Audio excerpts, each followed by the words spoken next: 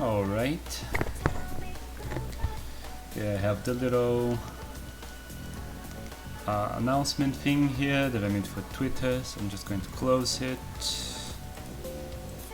Oh Christ. Here you go. And here we have the sketch that I already had. I just took, let me name my layers. I took the original file, scaled it up and just kind of touched it up there to make the sketch, and now I'm going to go over it again for the proper line work.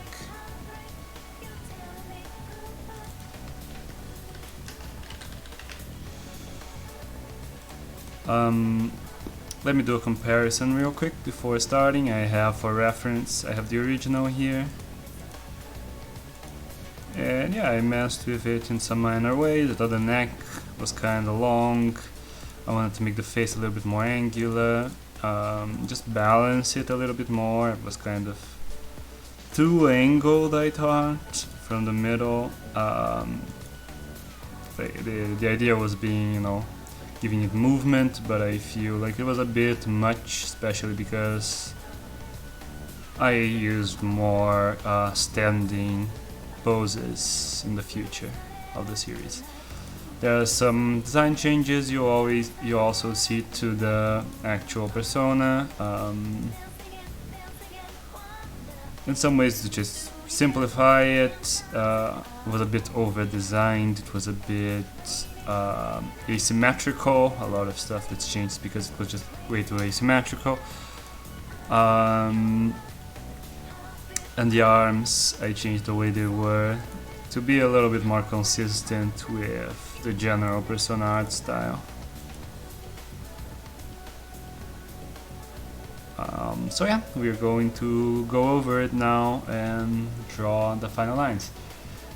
Yes, I finally got to be here for a stream. Persona 4 music, yeah, it's going to be like music for the 3, 4, and 5 basically, I think. I have a playlist. And yeah, I decided to do, since it's the weekend, I decided to do something a little bit earlier today. Not the time I usually stream, but let's try something different. So I'm just going to lower the opacity here of our sketch layers. So now it's Persona 3. Oops. Oh. Here we go. And let's do the persona line. Start with it.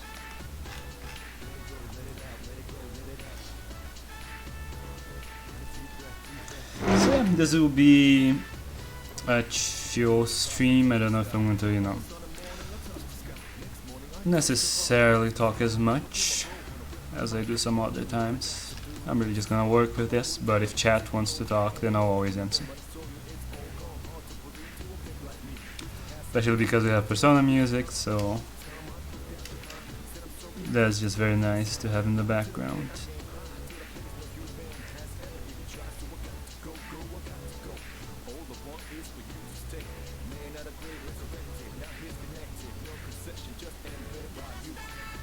I'm always surprised by how old my initial Persona art is. 2015 was such a long time ago.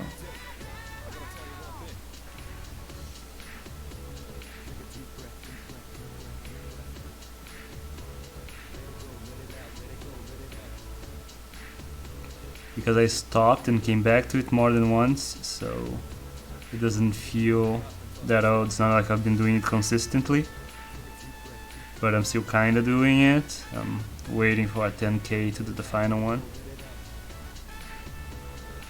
But really the vast majority of that time it was inactive.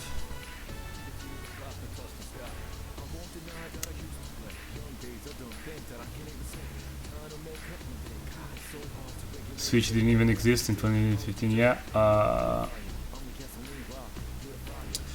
Yeah, there was no Persona 5, which was 2 console generations ago. the last game was for. Like the whole original run of the thing, Persona 5 hadn't come out.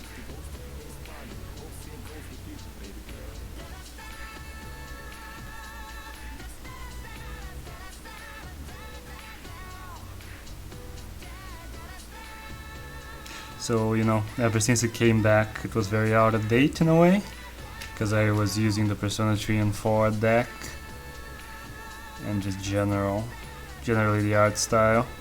Like the characters, especially because Persona 5, I feel like got more popular than even 4. People were kind of confused, like why do the users just wear street clothes when they're summoning their personas? Like why aren't they in like Phantom Thief outfits? It's because it wasn't a thing.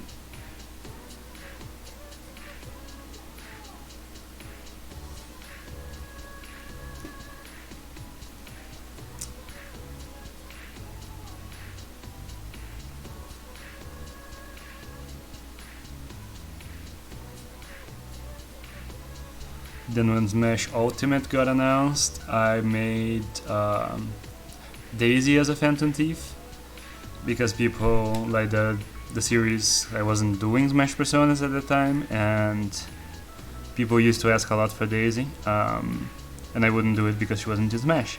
So she got announced as an Echo Fighter, and I did that before Joker was announced for Smash Ultimate. What's up, Neon? Yeah, I often look at old pieces and I kind of want to revise them. I think it's kind of relaxing even. It's kind of a different thing than doing something new, just going over something and fixing it up.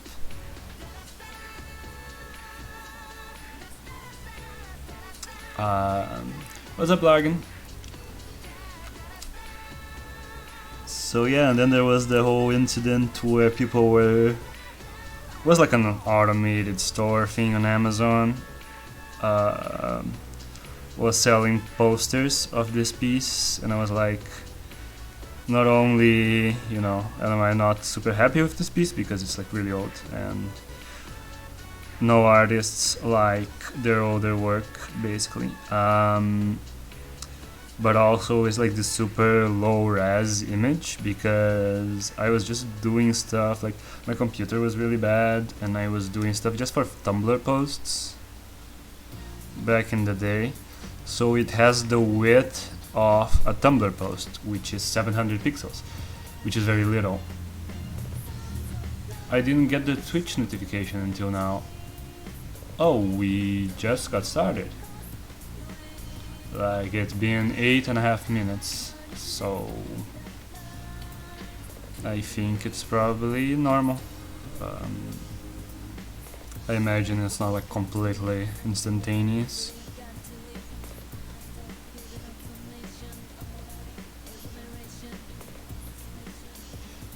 Love Persona 4 music, yeah, it's very good.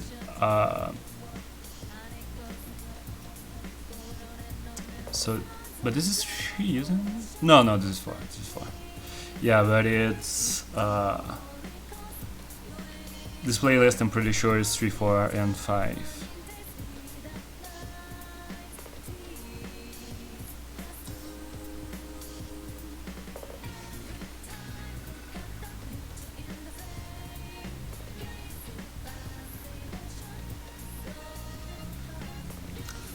If you look at the artwork of like this original piece, you can tell like how quickly I made it. Like a bunch of stuff is just like this part, like this tube here is literally just me doing this. And like here the wires, not the wires, the whatever this is. It's just this as well. Like everything is very much like it's a sketch. I didn't even clean it up.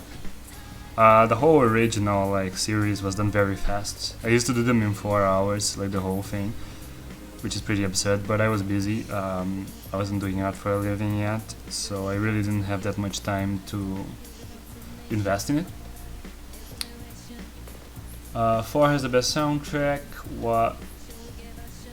What's that blue thing in the center? Screw attack? No,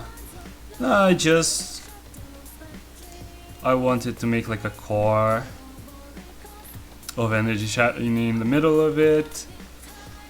It's just kind of a vague symbolic thing, it's not even that like well thought out, I guess. Just to kind of symbolize the suit as like a shell protecting something more fragile inside. So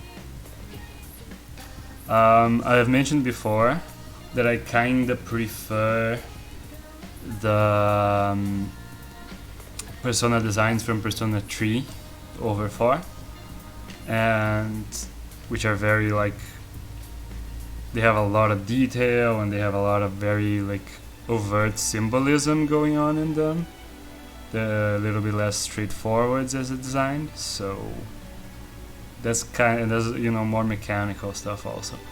And you see that a lot in my, especially the earlier Smash Persona stuff, that I took those references more than the Persona 4.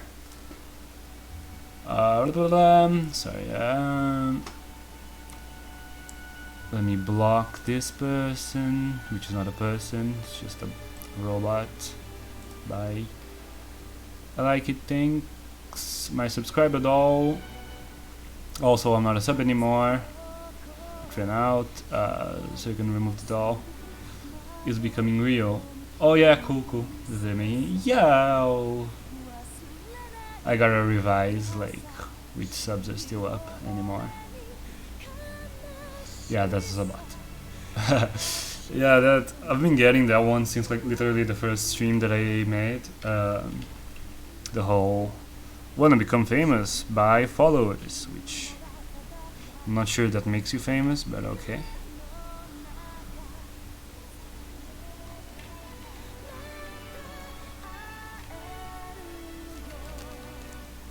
But I think the purpose of this one will not like be to make it like super polished, the line work. It's more to make it high definition. But let's like, I'll make it more detailed than it was. But you know, the point's not looking like an animation frame or something where the lines are all perfectly black. I actually like the texture of just drawing with this brush, which I just call my pencil brush.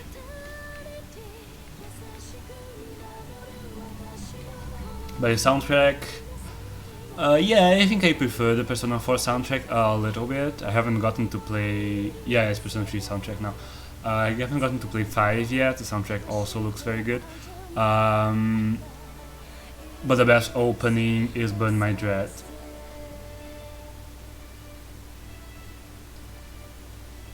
Like that opening clip is so good.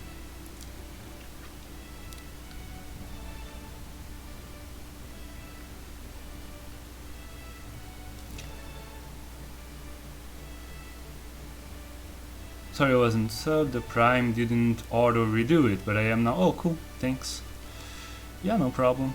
Like, I'm not going to like rush to immediately takes people's dolls down. Especially because like the new subs are just never asking for dolls, so I have like space.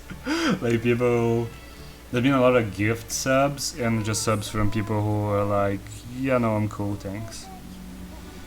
So we're sticking with the same dolls for a while. Baby.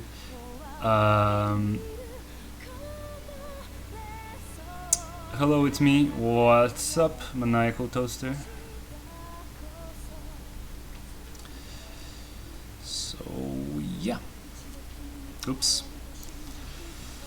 There's a drop of coffee in my drawing screen thing. Yeah. But Persona just has the best soundtrack to stream too. Like, it's the perfect level of like relaxing, and works really well as background music while having lyrics, which makes it, I don't know, it's just perfect for this. I'll get a PayPal running, and then I can spend my own money with with constantly asking my parents. I mean, you mean I figured that was like without. Cool, neat. Yeah, PayPal is really useful.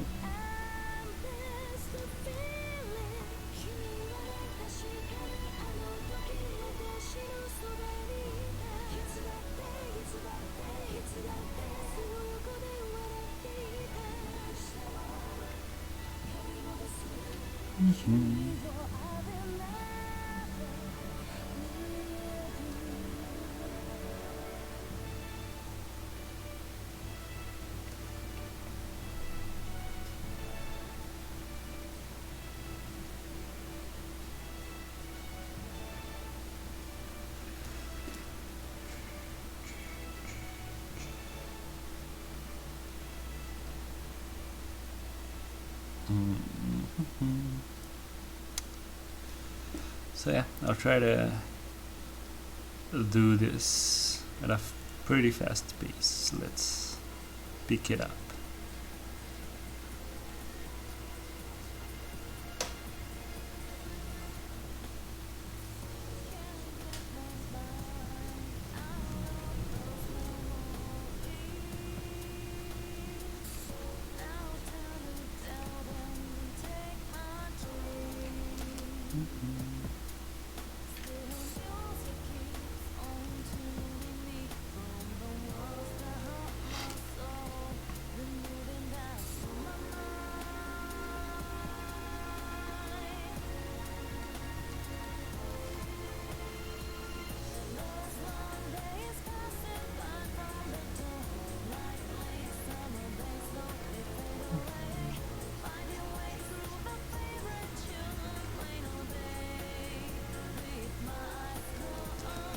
And we're pretty close to the final Persona theme, the world.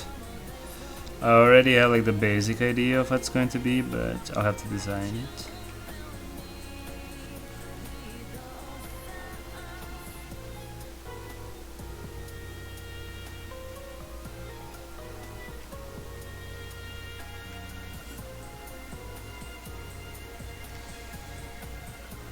Come on, let's go. Yeah, I don't know the names of the tracks. But yeah, that's a really good one. Like the dungeon music in Persona 4 is so good. Just consistently.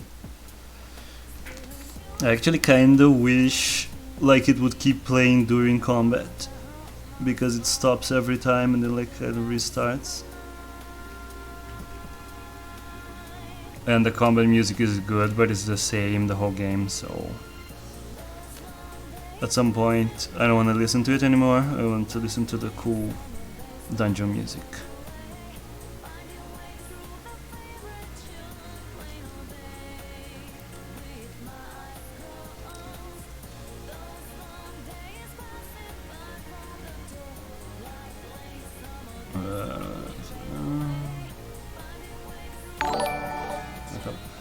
Oh, thank you for the follow. Remember that Persona mod for Sonic Robo Blast 2? No, Hello there. Hello there. What's up? I don't know. I don't know what that is. I don't even know what Sonic Robo Blast is, let alone mods. I know both. I don't know that. Your cool dungeon music, sorry, what? Thanks, I guess, but I don't know what that means. Chat, spam hello there, please don't actually spam hello there. Well, you can't, I mean, it's pretty cheap, so the regulars could probably do a lot of hello there. Sonic Robo Blast 2 is a Doom mod that basically turns it into a 3D Sonic game with an emphasis on momentum. Sonic Robo Blast 1 is a shitty fan game, Sonic Robo Blast 2 is an amazing fan game. No, I'm sure you could find it on Google. Revamp 2 also has a Metroid mod that has you play as Samus and it changes the levels a bit more. If it better. There's a lot of Metroid mods for Doom, not enough for me. I've seen Metroid mods for Doom, but didn't know that one. But so it's a mod of a mod. The Revamp 2 has so many cool mods.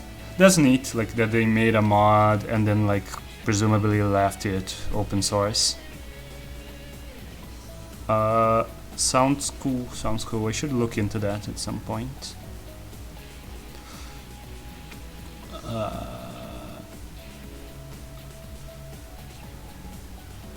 I mean, since I've been like, you know, making and streaming a Metroid mod, maybe I could at some point like stream other people's Metroid mods. Could be cool. So also has a kart racing mod, which you can mod any character into. Oh, I've seen something that used like Mario Kart, like original Mario Kart style sprites, and people would mod their own characters. I don't know if that is what that is, but if it is, then I've seen it around. So it's like a mod that sprung into like a million other mods.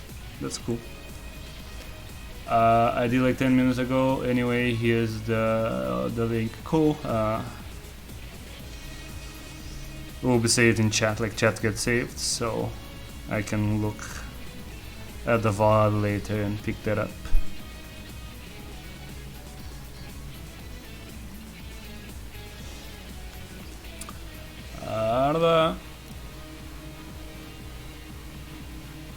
We can keep saying the same things.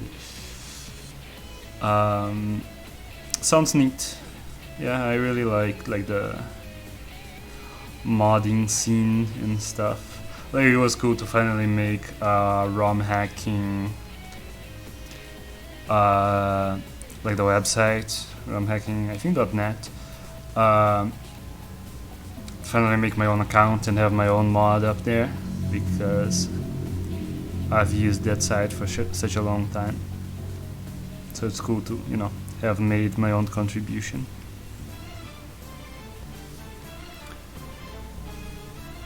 I've seen the kart racing before. I had no idea it was Doom mod. Yeah, me too. If it is the same thing that I've seen.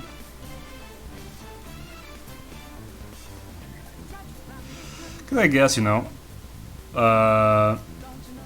it's basic enough and Doom is like moddable enough. That's a pretty decent basis to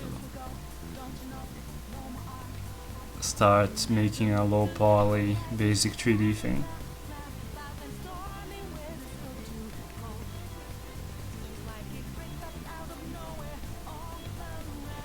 I wonder what, you know, speaking of like the Metroid Doom mods or like first person action Metroid, I wonder what they're going to do with Metroid Prime 4. Because I've said this on stream before, but like the gameplay of the original Metroid Prime trilogy just doesn't fly anymore.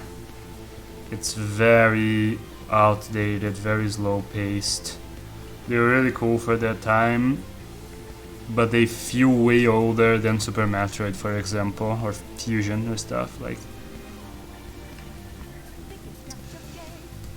Because they basically play like a slow version of Doom. With, you know, Ocarina of Time, targeting combat, and for a modern first-person, you know, game where you shoot, that just feels really slow and old.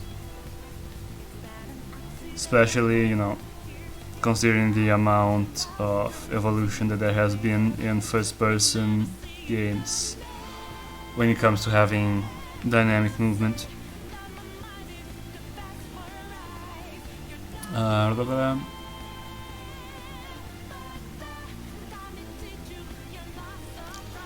Oh no, I messed up, and now all files from Sonic Robot Blast 2 card aren't in a file.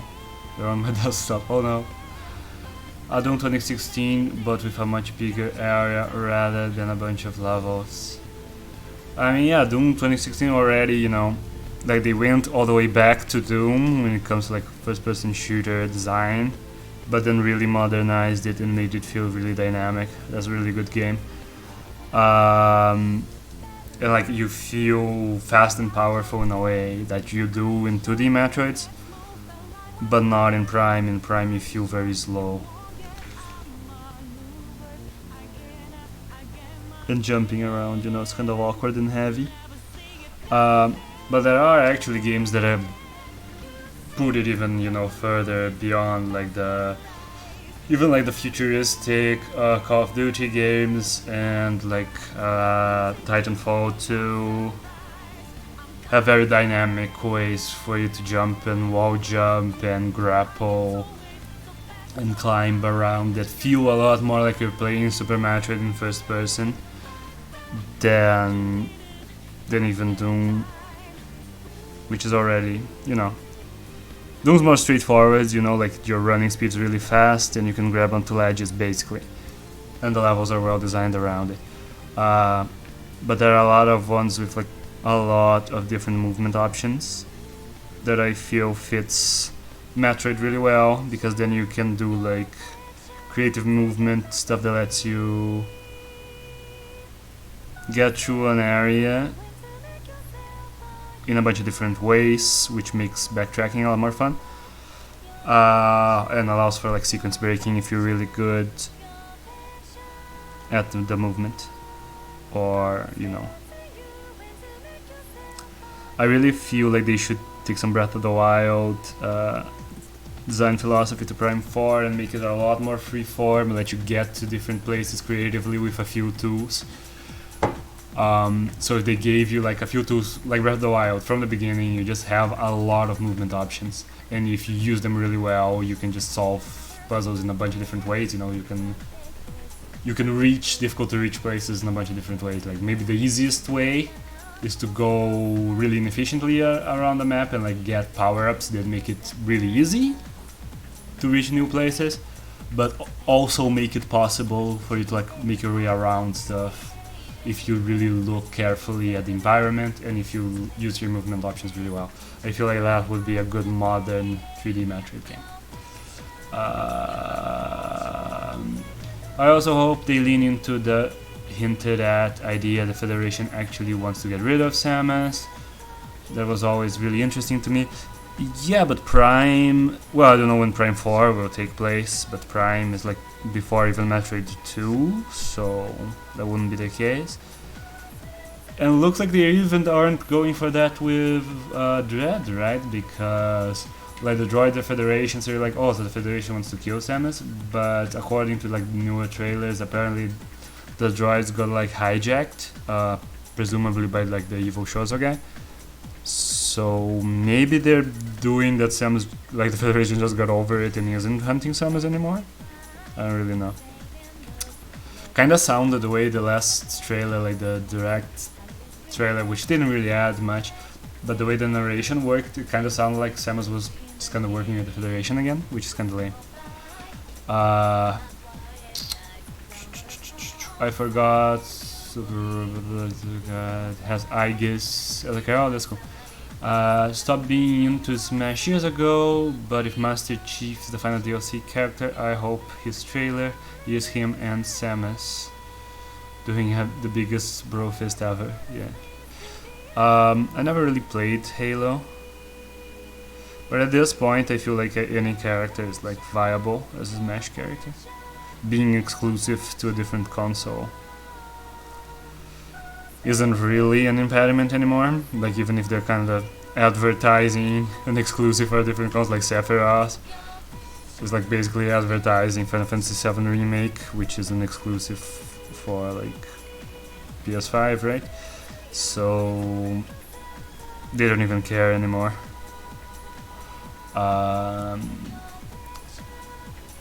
Suppose Prime is supposed to be a non-canon or something, which I'm not a fan of.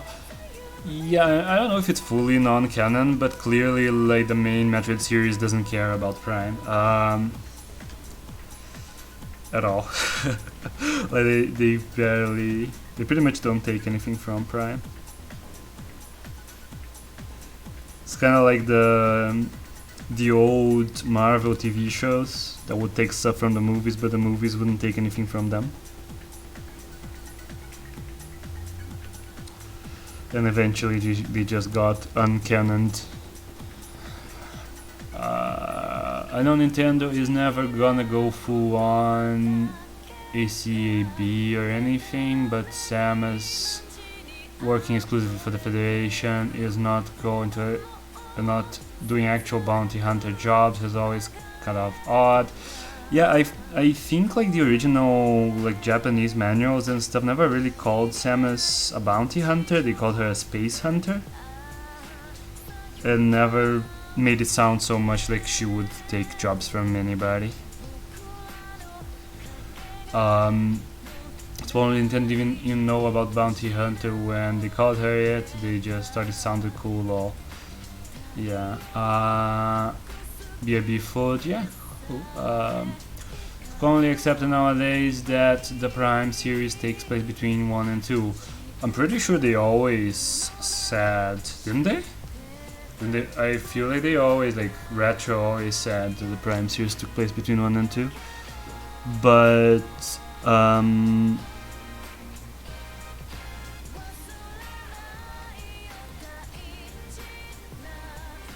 like Prime 3 implies pretty heavily that Mother Brain is an Aurora unit, which would be like a human created supercomputer that somehow ended up, you know, leading the space pirates. So imagine it went rogue somehow.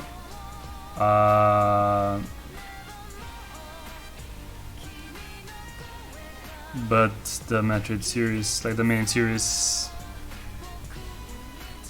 made it pretty clear that it was created by the shows.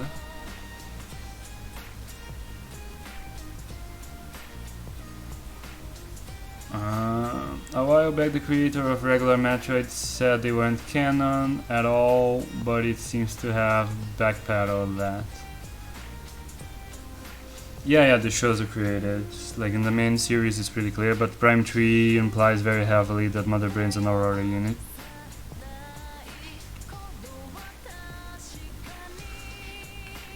Like they were invented around, like before even Mother Brain would have taken over, because it was like 30 years before the events of Prime 3, I think they say, and they look basically just like Mother Brain.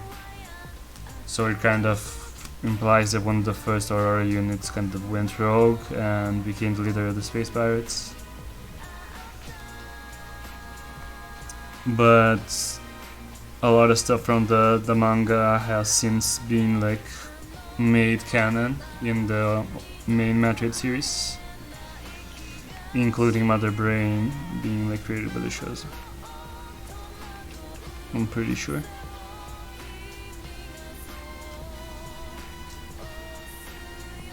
They issued the idea the creator of regular Metroid, saying that he isn't actually the one who made Metroid. He was just part of the team. He didn't design Samus or even the gameplay. He just wrote some of the story. Yeah, I never liked the idea of like individual creators, because it's always a team. Like he's been in interviews talking about like how the aesthetic of Super Metroid was created by one specific guy in the team, like making stuff kind of dirty and dark, and kind of unifying the style that way. For example, which kind of became the main Metroid aesthetic.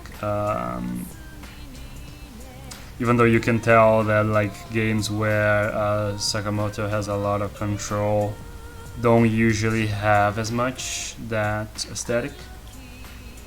Like Fusion Zero Mission and other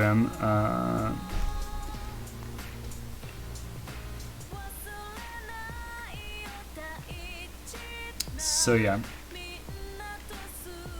like he's probably more responsible for Metroid than any other individual person, but I don't like the idea of saying, you know, this guy made it. Like Star Wars shows how, you know, that doesn't really work. Like George Lucas was very much like the main guy behind the original trilogy, much more so than most, you know, game directors are the main person behind the game. And even then, you know, when they gave him complete control in the prequel trilogy, you got a very different, very worse end product, because, you know, games and movies are team efforts.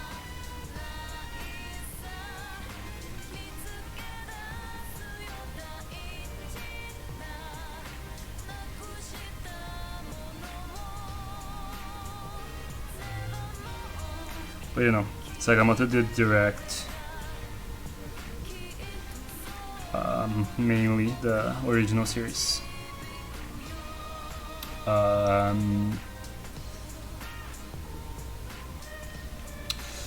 Maybe one day we'll get a Metroid cartoon that'll be able to have fully coherent story, or could even get as violent as Castlevania cartoon, but as long as the blood is green and blue instead of red.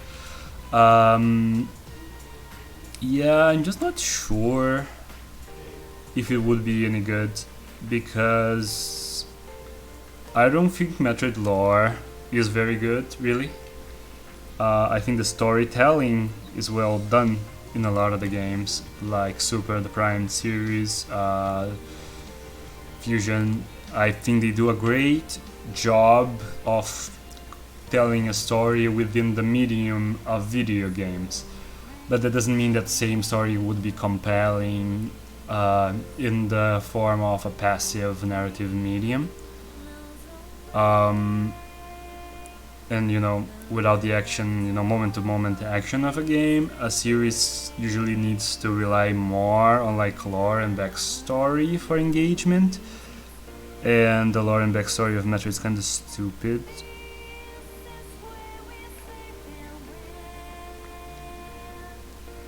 Like none of the good plots of Metroid have much relation to the idea of like Samus being raised by Shozo and stuff like that.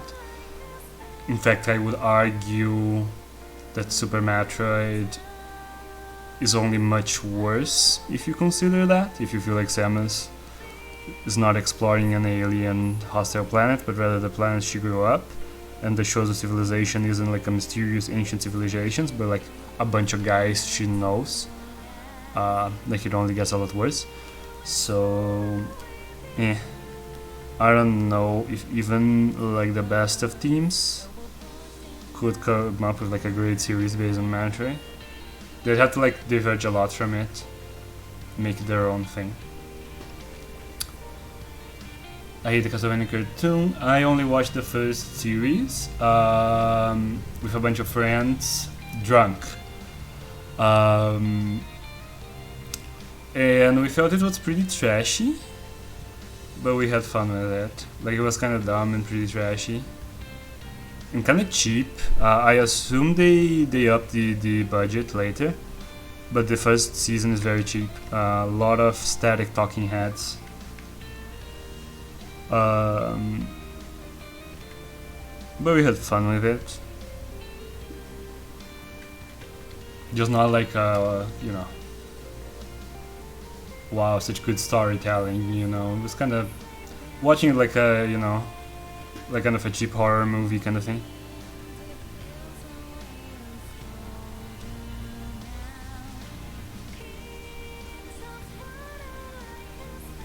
But I can't say, you know, if it got better. Over time, I feel like people like the later seasons better, and I assume they got more budget at that point. But I didn't see those. I think getting a cartoon that's able to tell the story in length, a show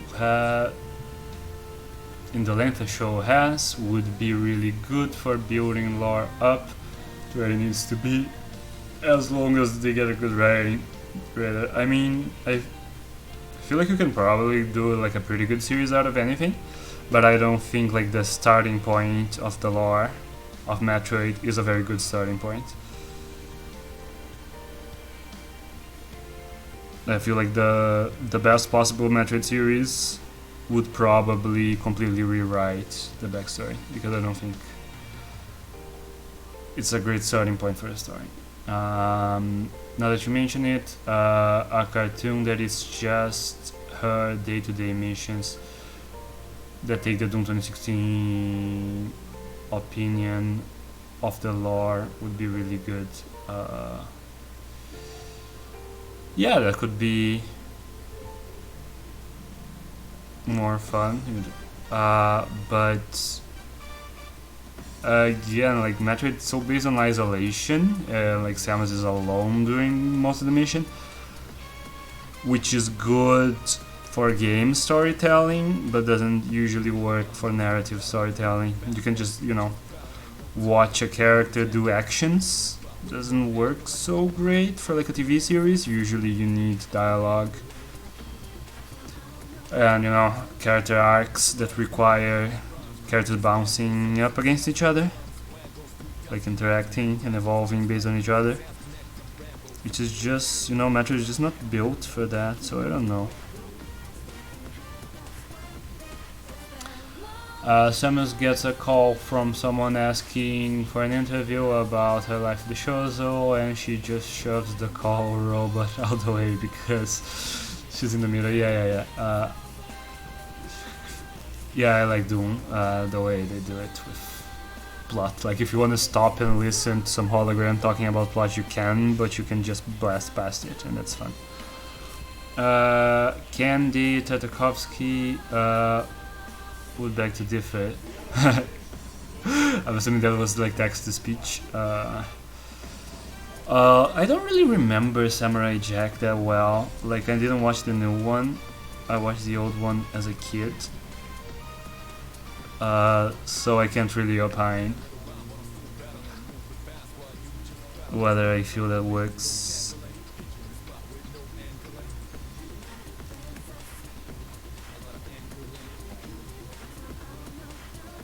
But yeah, I don't know. I really don't feel it's one of those series that like calls out for an adaptation. I feel like, it was very purpose-built for video game storytelling and doesn't need a longer form. Yeah, I feel like the strengths of making it a TV series or a movie is, long form, lore heavy stuff that would be draggy in a game. But if a game world would benefit from that kind of expansion, then it can be cool. But I feel the Metroid world works best when it's vague. Series like Metroid works best when the world isn't like all mapped out for you.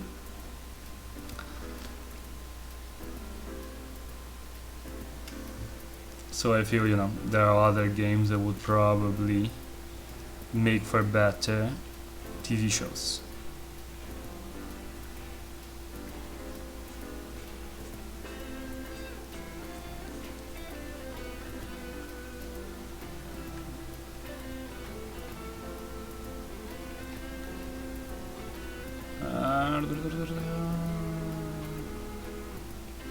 Watch Primal, though I don't even know what that is. Okay. Could take Afro Samurai approach, where each episode's a different monster she is fighting, and the show has an emphasis on the style and combat rather than deep storytelling. I guess I didn't watch Afro Samurai, but yeah, I don't know. Like, I feel like there are a lot of different things you could do, but when I think Metroid, I don't really think of it as very combat centered. So again, it would be its own thing based on Metroid. but I think like the spirit of the game is very built to be a game.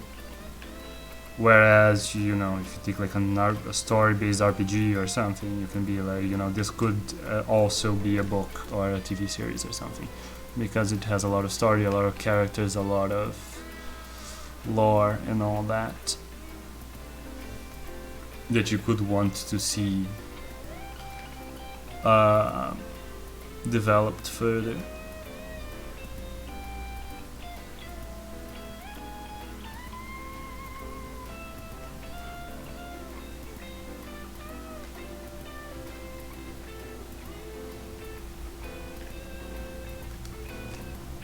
Or you take something like a fighting game where you have a bunch of characters that they put a lot of work into the designs and they always give them like backstories and stuff, but the game's format doesn't allow for like long-term storytelling where they interact and build off each other. I feel like that you can benefit from like making a show or something, because it's doing something that the games that have built upon what the games created, but it's also doing something that the games couldn't do themselves. I feel like that's kind of the best choice when you're choosing what to adapt. There are many ways you can handle show based on it. Yeah, like it's vague enough that you can also do it. You can do it. You know, you could just do a bounty hunter show where it's episodic and it's not so much about the main character. It's about like different sci-fi concepts. And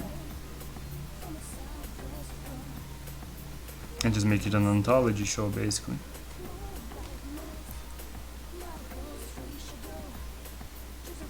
Like a Cowboy Bebop kind of structure, where maybe here and there you advance Samus's character, but mostly it's about characters that get introduced and resolved each episode.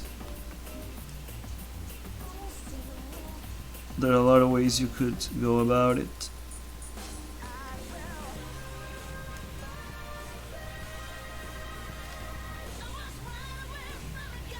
But in terms of like plot, moment to moment plot, I feel like it would have to be original and not based on the plot of the games.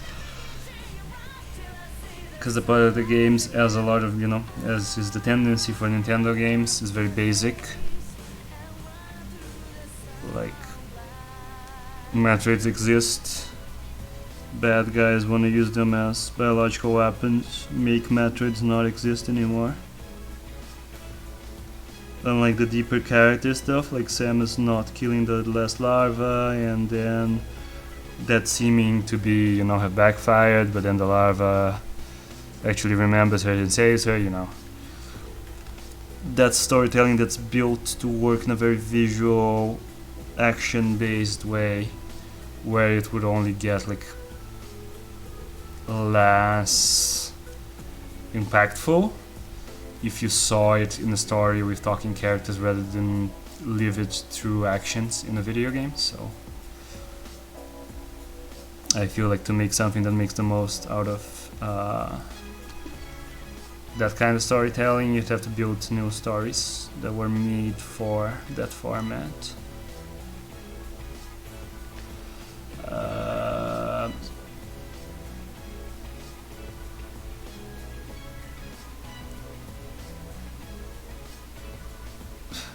I'm going to give you a list of shows Metroid should benefit from taking it. Yeah, I feel like there are a lot of possible ways, but whatever it did, it would be very different than the Metroid series. I think trying to transfer the feel of the Metroid series to like a show wouldn't really work, because like one of the reasons why it's so effective is that it was very optimized for telling a story through gameplay.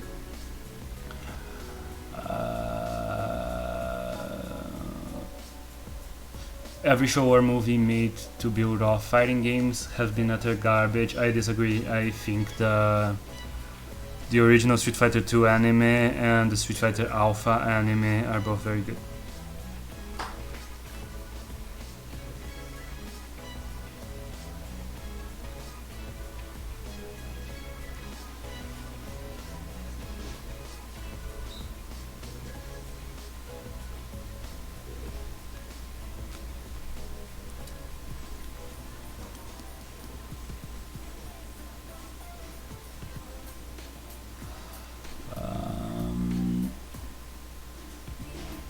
Resident 3 opening Pog. What did you say about the Street Fighter Alpha movie? Yeah, I agree. But also the Street Fighter 2 movie, it's very good. Like, I have no idea why they didn't just, dub that well and release that in theaters instead of making like a really shitty live action movie.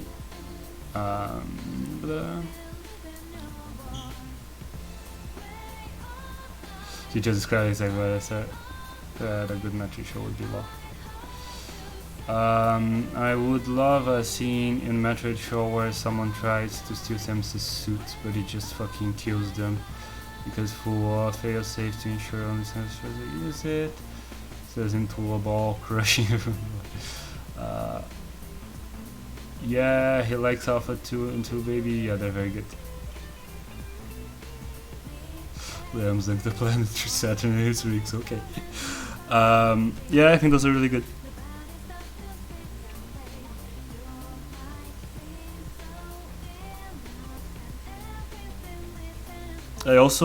It's been a while since I watched it, but I didn't mind the original Mortal Kombat movie.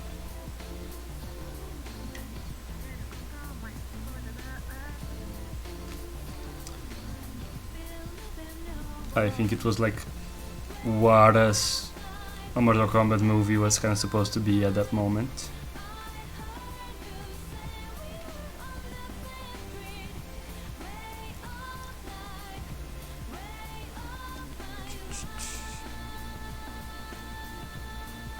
And I haven't watched much like many others. I watched the Tekken movie, which is, it's not good, but like it's better than the plot of Tekken.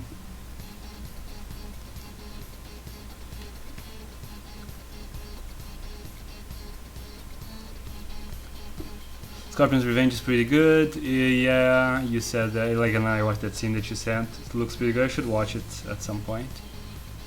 What's up, Orlek?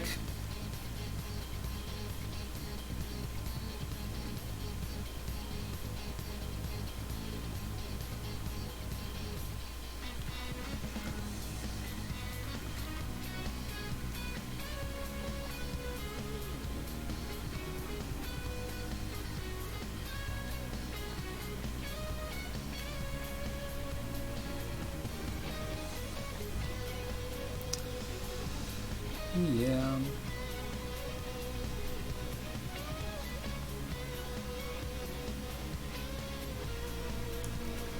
The poop. Yeah, this is a little bit asymmetrical here.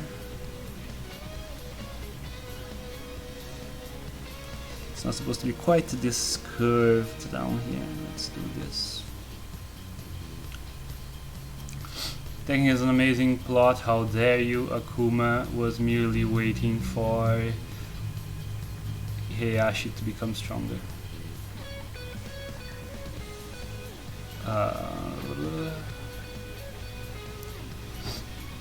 Yeah, like I didn't. Maybe I think I've seen like that Tekken fans don't like the movie because it basically has nothing to do with Tekken. But I didn't personally think it was bad for like a fighting movie. And I kinda like it's very like standard, like generic future dystopia, which is kinda done to death. But I think the action scenes are pretty decent. And again, it's not like the goofy mess that like the animated ones are. They like stick closer to the plot of the game.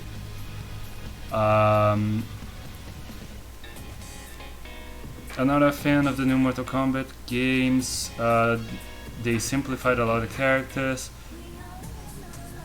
to just be generically evil, like Frost and Sindel. And the time travel mechanics did not have. I think that's now. They now have means none of the actions take consequences anymore. I didn't play any of the new ones.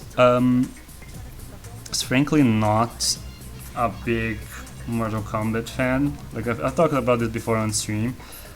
But whenever a game is based on memorizing combos, that's pretty much a nope from me. I don't know if the new ones still are.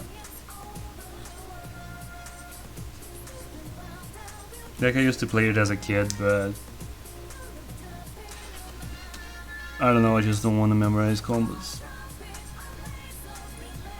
And it never felt very interesting.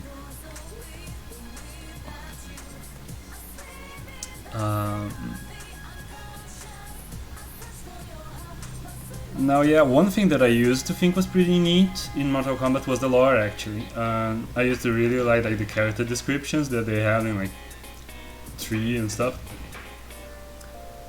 I thought it was really good flavor text, and the characters were likable. But yeah, time travel usually not a great thing to introduce to your universe.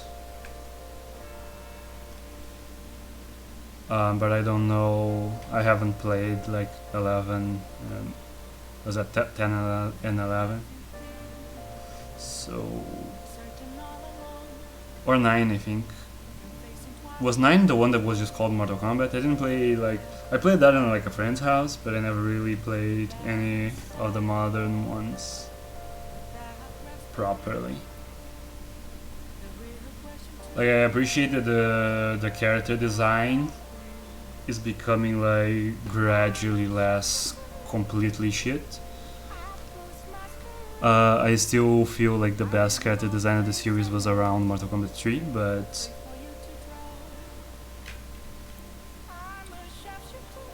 like around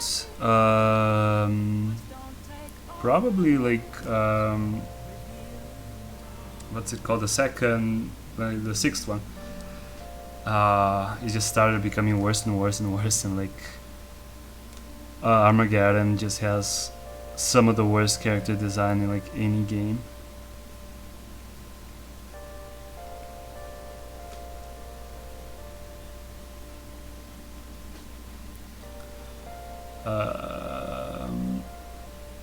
I know another way they can bring back Ridley for the billionth time, since they need to a narrative reason to do that each time. Yeah, I really hope they don't have Ridley and Dread. They have Kraid, fucking no idea how they're going to justify that. Maybe it's just another member of the species, but stop with Ridley, Jesus Christ.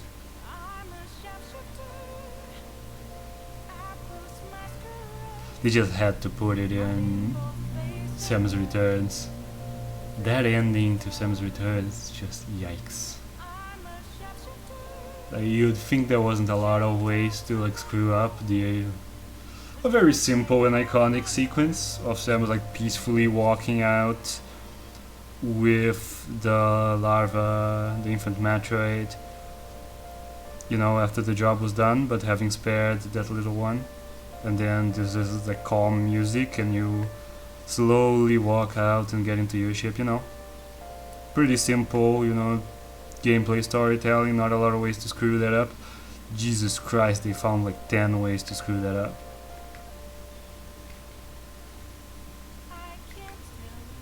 Turned into this ridiculous action scene with just really jumps out of nowhere. And then like the baby Metroid's attacking Ridley. It's the worst.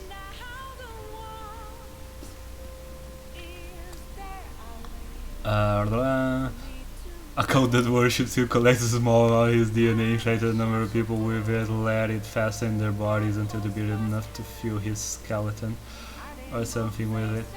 Just go the Castlevania way, like bring back Krogmeyer. Yeah, Krogmeyer is alive. The canon ending to Super Metroid is they skipped grappling hook because who gets grappling hook? So Samus didn't kill Krogmeyer, he got in a spaceship and got away. This is facts. Metroids are some of the easiest things to kill ever until the plots demand them to be effective. I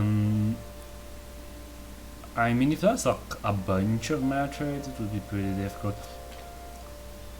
Also, you know, like, you need an ice weapon, which, okay, now the Federation has ice weapons.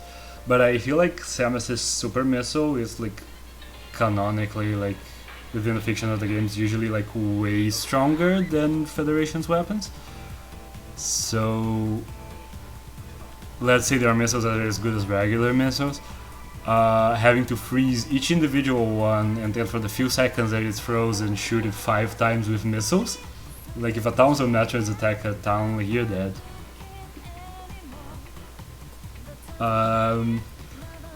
They're always required to kill them by frost, what you're talking about. If cold temperature is enough to kill them, they're not a bigger threat than we think. Just don't let them on spaceships, lol. I mean, they can, if you just throw them on a planet, they can like kill all life on that planet. And like cold temperatures is like cold enough to flash freeze almost any living creature, which like does a lot of code. And then they stay frozen for like 5 seconds and you have to shoot them with like a bazooka 5 times in a row in that time. Like if you just throw a bunch of those, like this is gonna kill you.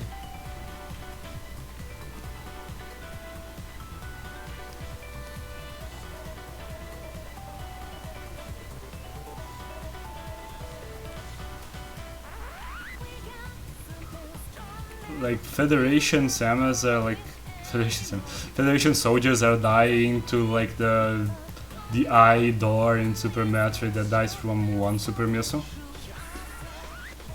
I don't think they can take on Metroids.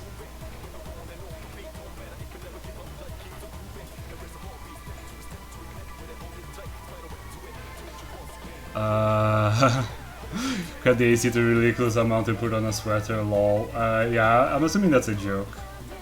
Put on 2 sweaters, yeah.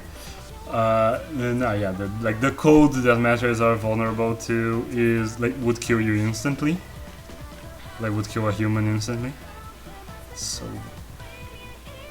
yeah, it's not like they couldn't make it to like Antarctica or something. Like you could hide in Siberia and Metroids wouldn't get you, like they would still get you there. Like they're vulnerable to a ridiculous amount of code.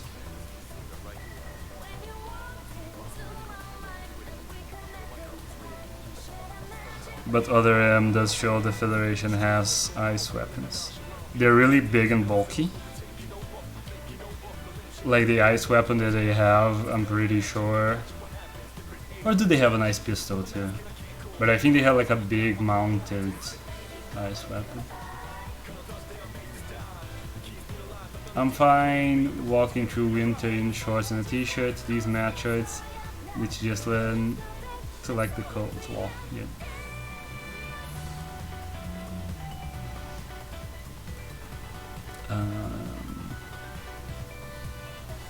But they aren't even more freezable than other creatures in Metroid. That's just the only time when they're vulnerable. Like, they are frozen as much as other things. Like, there are enemies who are literally made of lava who are frozen the same way as Metroids.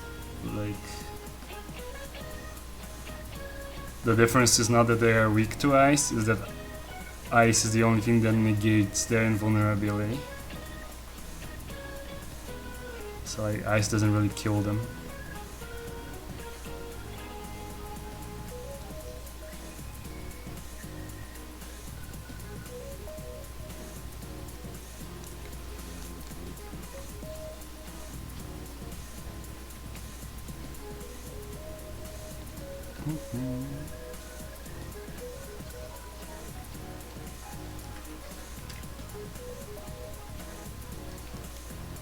But like these super weapons in fiction usually aren't like super convincing, I feel. You know, since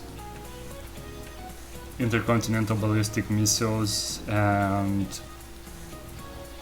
like nuclear warheads exist, it's usually like kind of a stretch to be like, oh, this bioweapon, this robot is going to be like a huge threat. Usually it's like, why don't you just use conventional weapons? Like, we can destroy planets pretty much. Like humanity with current tech, if there was another Earth and we wanted to like just end all life on it, we could. With like modern technology, we could just put, like, we have enough nuclear warheads to like destroy all life on Earth like 10 times over. Just put 1/10 of those in rocket ships and aim them throughout, like spread over the planet's surface. We could just kill everything. Like, it's not actually that difficult technologically to kill everything. Like a bioactive weapon would be cheaper, I guess, but how many planets are you really going to like wipe out that you need to do it on a budget?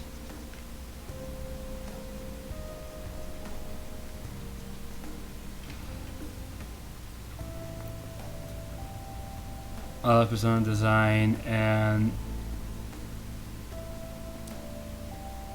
100% design you did with the suit. Thanks. Yeah, it's really old. I'm revamping it a little bit, but I didn't want to like redesign it fully. More, you know, making it a little bit more polished and detailed.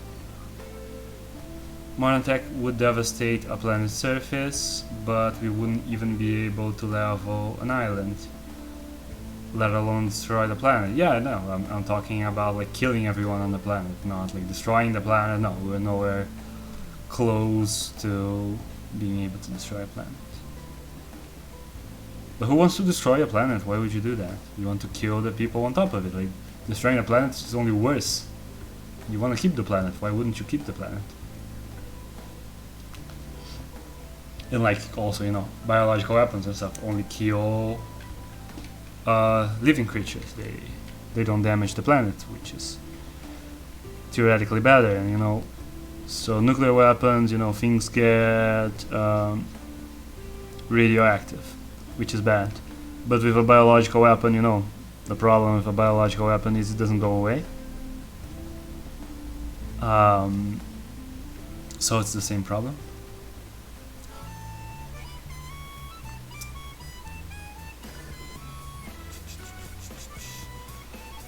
What do you think of making some of the dolls as emotes? I just asked because you only have for the trash bot, though he's a beautiful boy. Yeah, it's just that we have like a really limited set of emotes, so I don't think it like would be fair to the audience in general to give like one person, like make their doll one of the few emotes that everyone has to use. Plus in reality, but we wouldn't destroy planets because that would be wildly unpopular move, not just politically, but you'd have to get Norma's approval, which you aren't gonna get anymore. Well, you don't know if democracy is gonna be a thing very long. Matter gets new lore that turns it into Warhammer, where the Federation just turns the entire surface of a planet into fucking glass. I mean, I don't feel like it's necessarily something the current Federation wouldn't do.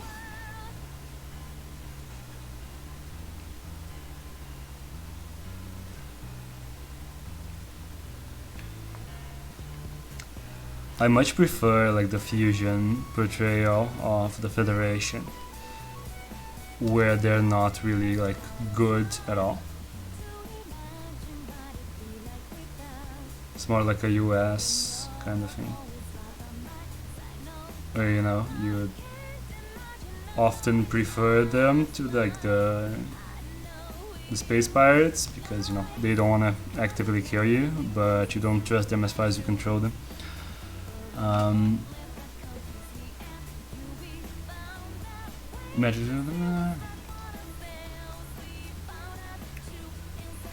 This is Yugi. Should I click video? Okay, real quick, just for the meme, but nobody else gonna be able to see it. What is this? Galactic Emperor. That was a bit long, but okay, I'll watch it later then. Makes sense. I'm back. Would be nice to see some of the characters you occasionally draw as emotes. I like the bot though too. I'm 100% in favor of Metroid exploring more how fucked up the Federation is. I generally feel it fits better with the general tone of the thing. Like it's not Star Trek, it's Alien, you know.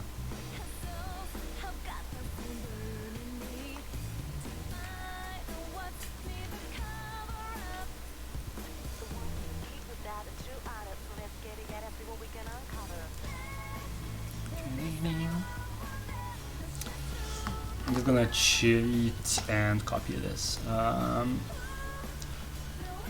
Remember the time Nintendo accidentally made Samus technically gay with the promotional comment with her with girls in bikinis? Yeah. That's like, I think that's from the comic / guide for the original Famicom Metroid. And yeah, they were still like keeping it a secret that Samus is female, so people looking at it wouldn't immediately know, but like of course the people making the comic would, because it's a guide to the game, so that includes like how to get the ending where you see that Samus is a woman, so you know, clearly the people making that would know. So I think they, you know, just figured it was fun. It's actually one like on a to-do list. Like I've been thinking of like redrawing that with like modern, with a more detailed style and like modern Metroid art. I'm sure somebody has done that before, but you know.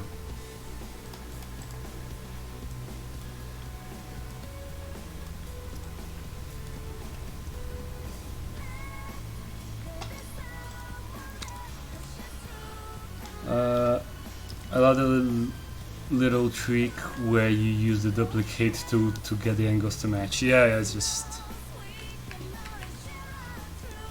a shortcut.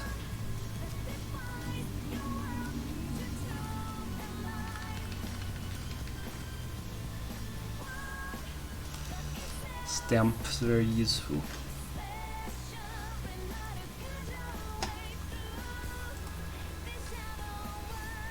Oops.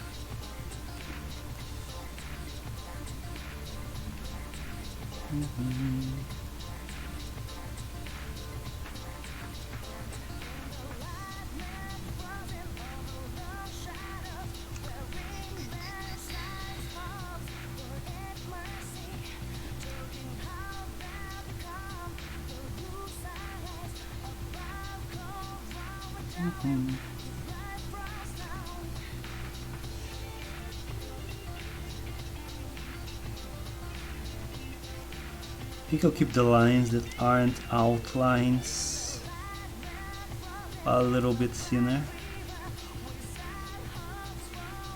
They're just angles, you know.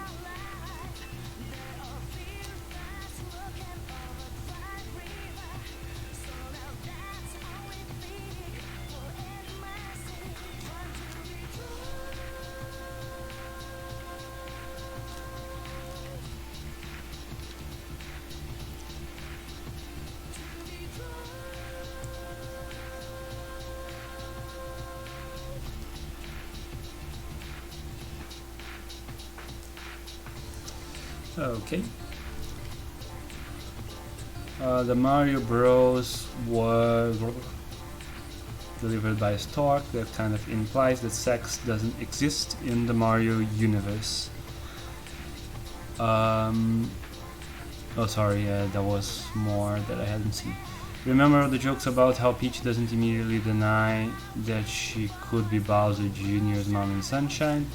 I like to think it's not because of what people instantly think it means, but rather that Peach genuinely doesn't know where babies come from or what sex even is. Yeah.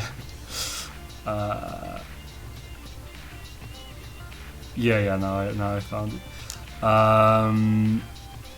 Yeah, I think so. Yeah, I think sex probably doesn't exist in Mario, which I don't mind. Sounds good. Sounds good that there is no implication when like Bowser wants to marry Peach in like Paper Mario and stuff. I mean, even in Odyssey. Like, it's better that if there is no implication there that Bowser wants to have sex with Peach, because that wouldn't be good for anybody. You have a city road as Samus / Peach comic where Samus rescues Peach? Nope. No idea what that is.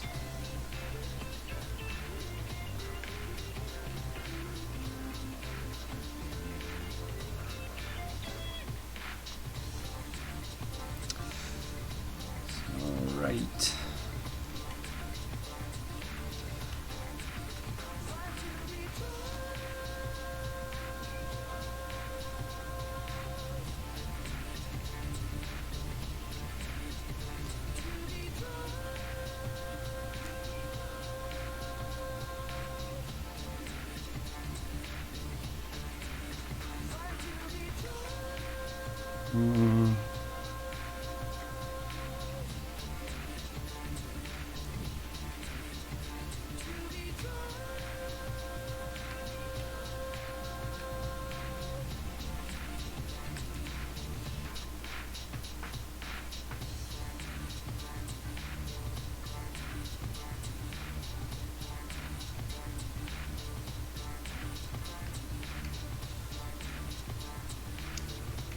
But at the same time, trying to make some links between Mario and sex is kind of weird.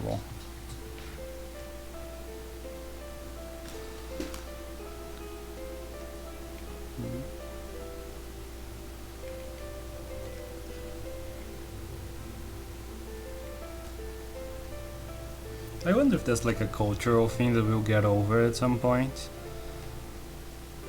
About like not letting kids know that sex exists. Cause I get like not exposing kids to like sexual stuff because they're not developed to like know how to process that yet.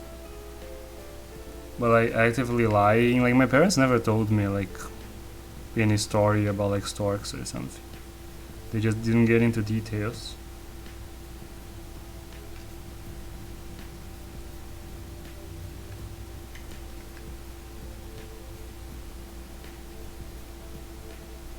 Like, why can't you just say, you know, it's a thing that people do and that makes a baby grow inside of the person, and we are not going to, you know, you can't really see it happen yet because it's not for kids. Like, kids get told that things aren't for kids all the time. It's not that big of a deal.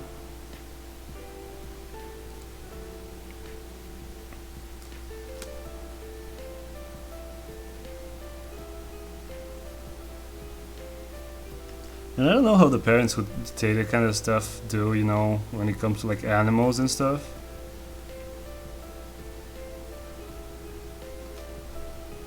Like, is the kid never going to like even come in contact with birth in any way?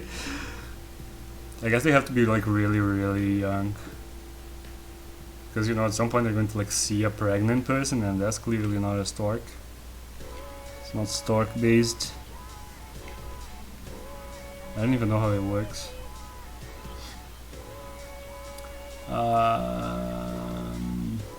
I'm just listening right now, but I have to add a comment. So some artists don't care about that. Oh yeah.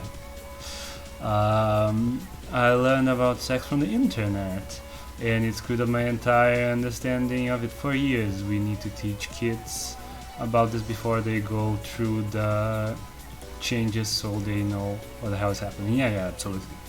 You should definitely know about it before puberty, otherwise it's going to be like really scary and confusing. Like if you're trying to not traumatize a person, you need for them to be, basically ready for stuff when by the time starts happening to them. Also, even so, prevention against child abuse, so they know what's happening and that it's wrong and what. They don't even know what that is. They won't be able to articulate it and tell people about it. So it's pretty irresponsible to not give kids any ideas. Anyhow, I also think a lot of kids / teenagers, their first exposure to really knowing about sex is through porn, which is not a good teacher. Porn is not meant to be an accurate depiction of sex. It's it's based on fantasies. So you're not supposed to see that and think, oh, that's what sex is, that's how it works, that's how the man and the woman behave in this interaction, because that can be very unhealthy. A lot of porn, if you try to reproduce that in real life, that would be a really unhealthy and sexist way to go about it. So it's not cool that teenagers are having that as their first exposure and their model of what sex is. And our culture considers nudity to be way worse than ultraviolence. Yeah. Pretty black and white they do, because stuff that contains any kind of nudity or sexuality gets rated for a higher age than stuff that has really graphic violence. So that's pretty fucked up. The Hannibal show, they were against exposed butts, but were okay when they were covered in blood. Yeah. Even butts, I remember even cartoons had butts, like Dexter's Lab or something. If a character was naked, it was okay for them to have their back turned to the screen and you just saw butts.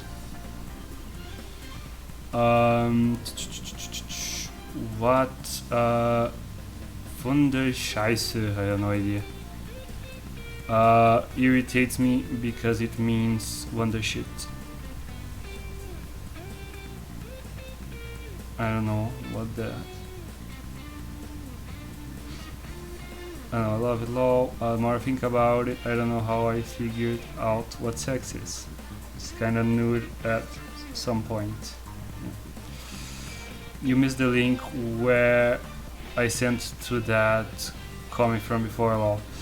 Yeah, I could check it out later, but I don't wanna fully stop drawing during the stream. But yeah, thanks. It will be the VOD has the chat, so it gets saved.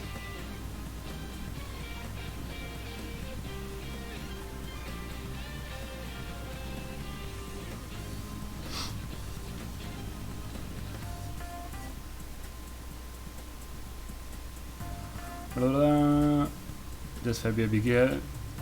Can you see when our messages are in reply to someone else? There's a thread feature. Yeah. Oh, there it is. Okay, yeah. I didn't notice it, but yeah, it says replying to Maniacal Toaster, and it's the Tumblr name. All right, got it.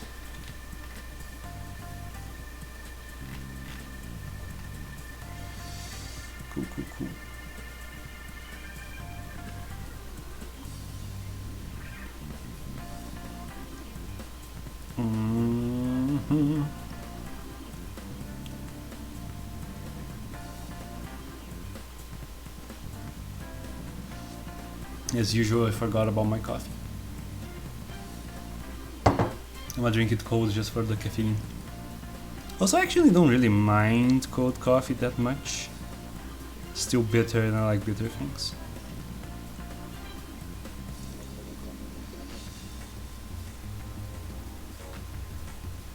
Bum, bum, bum.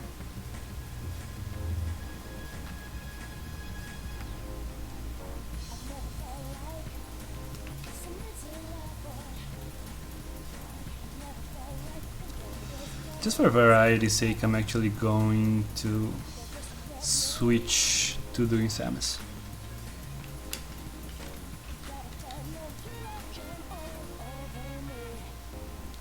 I don't mind cold coffee either, though I drink it very mild with a lot of milk.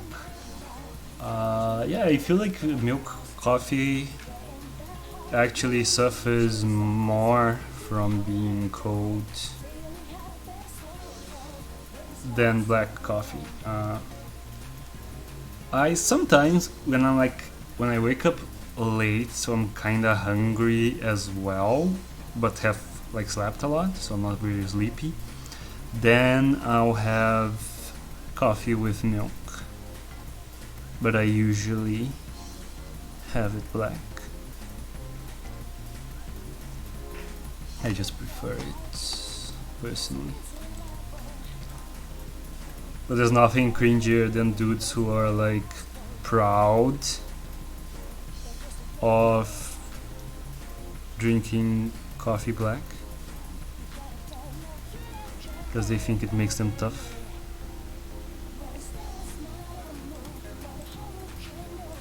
It's like the most embarrassing thing to be proud of.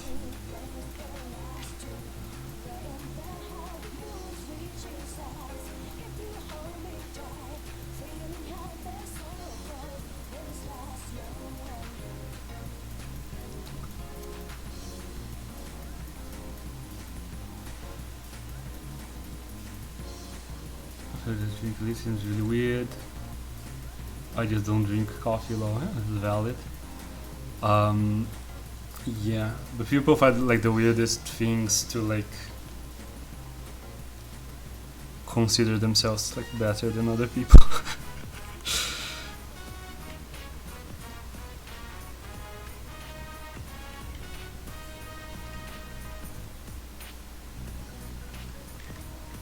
And especially like, oops, I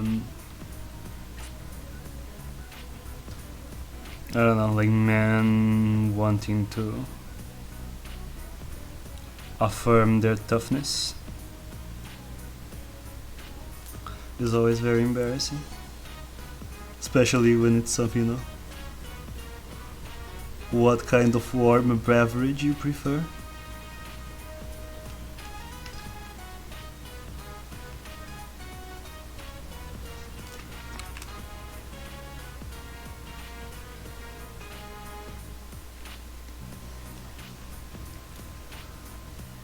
Oh my god, I made it to the stream. Dude, freaking love your Smash Persona series. Thanks. Yeah, I'm doing it in a really different time now because, you know, it's the weekend, so I can. Usually, you know, I have another job, so I couldn't be streaming in work hours. But I haven't streamed in a while, so I had like the energy to stream on the weekend. Figured it would give a chance to people who usually, you know, for time reasons, just aren't on or available when the stream is available.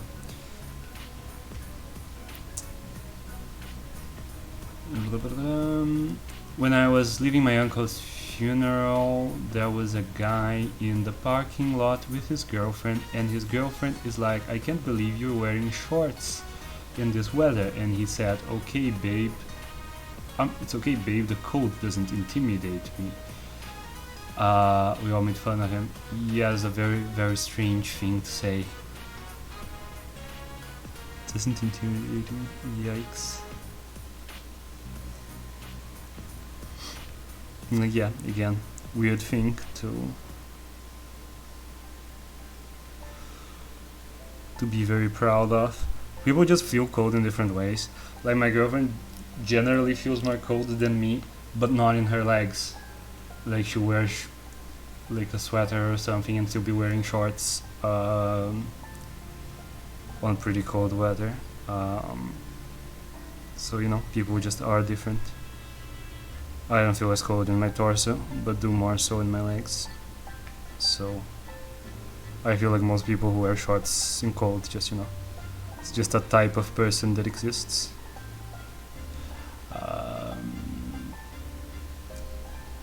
I drink gasoline, I'm badass, hell yeah. I never thought pineapple on pizza meme was funny. For instance, I kinda get that people want to have a non-consequential thing to argue about, but obviously people just like different foods. Yeah, it's good that at least it's an unimportant thing, so it doesn't get super toxic. But yeah, I think it's just some people find that's counterintuitive in a way. I think that I don't know how international it is. Maybe it's just a Brazil thing, but some people go to McDonald's and they dunk French fries on the ice cream, and that's like the same kind of thing. Like some people think it's just tastes good, and some people just find that so against the general rules of what kind of foods people do and don't combine that they just find it kind of revolting. So, but yeah, I don't know, not a very juicy topic for conversation because there's no reason for either side to care what the other one thinks. He could have just said like, I don't valid, I'm not cold. Like that would have been totally normal. Yeah. No, yeah, the way putting it in a way to sound badass is just the ridiculous part. People do that here in America. The fries and ice cream thing. Yeah. The USA. Yeah, whatever. I get that people call, like when I'm speaking English, I call people from the US Americans because that's the only word I know for it in English.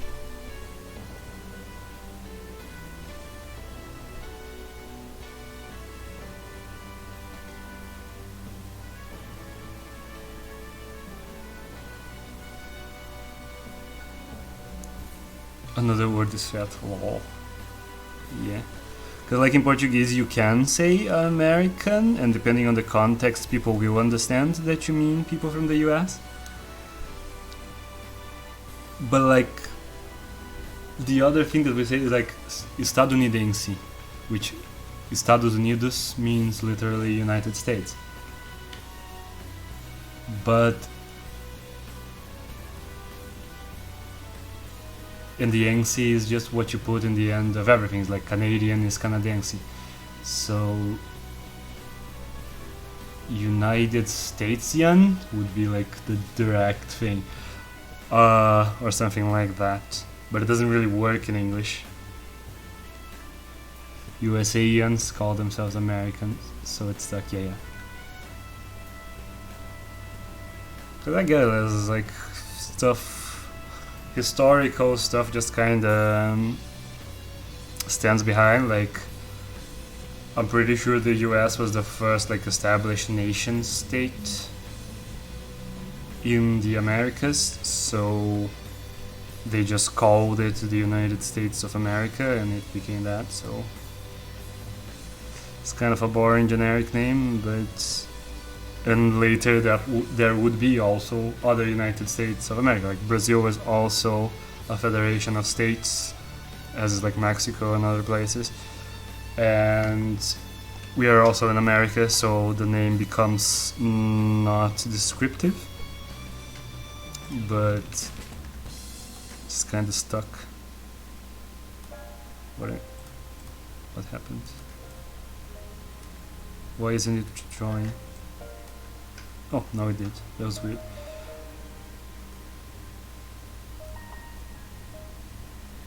There's no good alternatives. Yeah, I don't know any in English. My country, we say North Americans. Yeah, some people say in Brazil as well, North Americans. I don't like it so much because Mexico and Canada are in North America, so as are some Caribbean countries. So it's still not accurate. It's just like there are just less other places that would also be included by that term, but aren't the US. So I don't really like that one.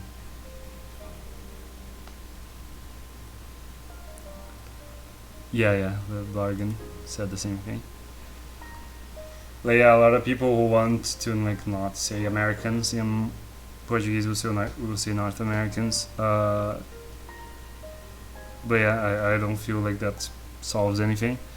But a lot of the Latin America says estadounidense, which I prefer.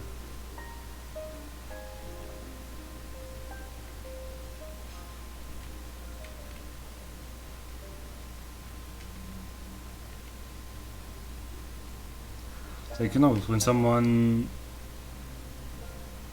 I don't know, like, it's the name of the country. So the fact that the name of the country was originally like words and not like a proper noun doesn't mean you can just kind of make it into a proper noun and call them that.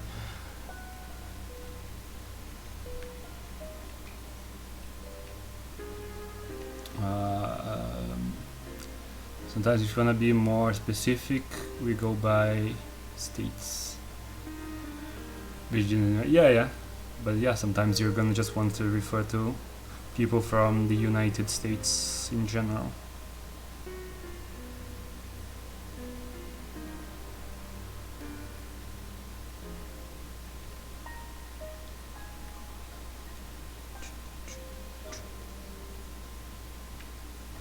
People who aren't from the US usually won't know from what state someone is in the US. You guys also have way too many states.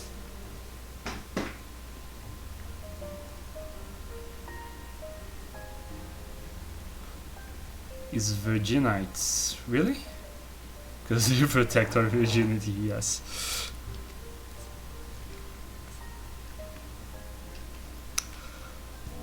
That's an epic prank, right? Like, I think the story behind that, it was like Queen Elizabeth or something, like the first. Which one was the one that was like supposedly a virgin? So anyway, like a dude just named that after her, like the explorer or whatever who named it. Just named it after her, which is kind of funny. Like, Your Majesty, I named a state after you. And she's like, oh, cool. Is it called Elizabeth? No, it's called fucking Virgin, like you are.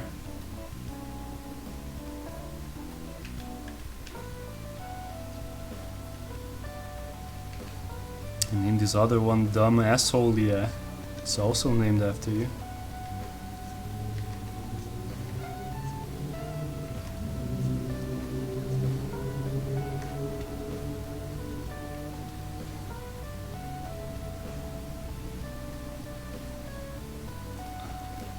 I mean, you don't say virgins, yeah. I mean, they should embrace it and just call themselves virgins. That would be cooler. Knock myself into that one, not gonna lie.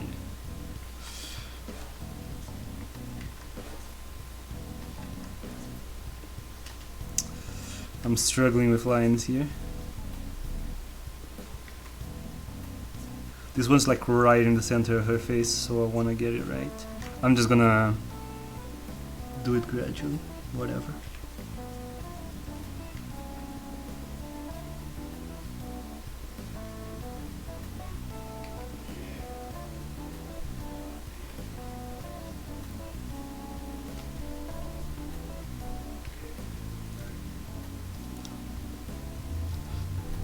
Wasn't Japan originally referred to as Dwarf Land by China or something? Gremlin Land? Is that a thing? I heard that like the name of like Nippon or whatever, Nihon,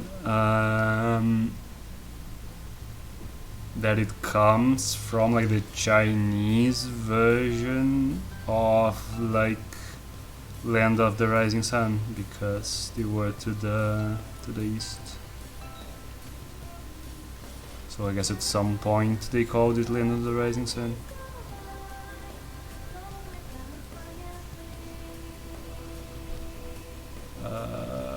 No, I made it up so you guys would know that was fake, because gremlins don't exist before World War 1 and 2. I forgot which. I have no idea. Like, I don't know what the term gremlins necessarily refers to, because like sometimes, you know, across cultures, you know, like Chinese dragons have nothing to do with European dragons, really. And like people often call like Oni ogres. But again, not that much in common. Or like yokai demons, which again, very not that similar creatures. So it could be, you know, some kind of Chinese thing that we just translate as gremlins, but I really don't know what gremlins are. Like, I think gremlins, I think something like kind of similar to goblins, I guess? Is that what gremlins are?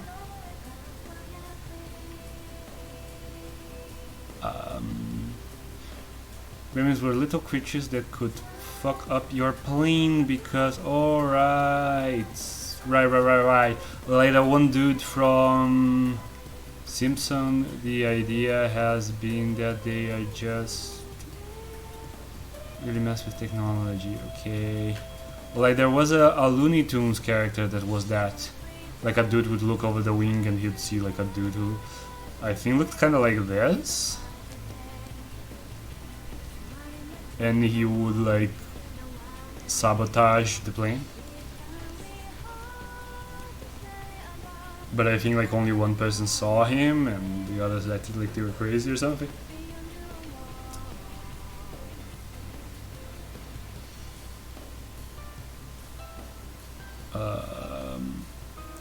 Goblins was originally the ghosts of tin miners. Not sure why we decided to make them anti-Semitic characters. Really? Yeah, I have no idea. Like this, the origins of that kind of stuff.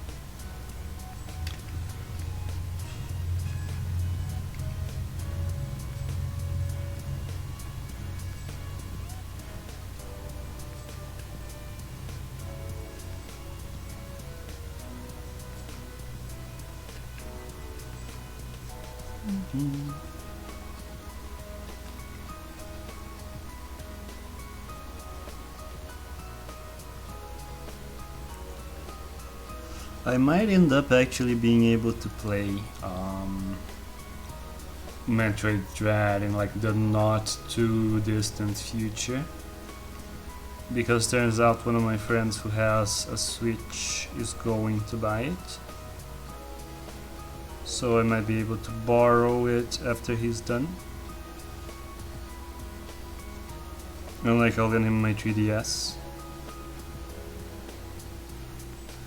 during that time.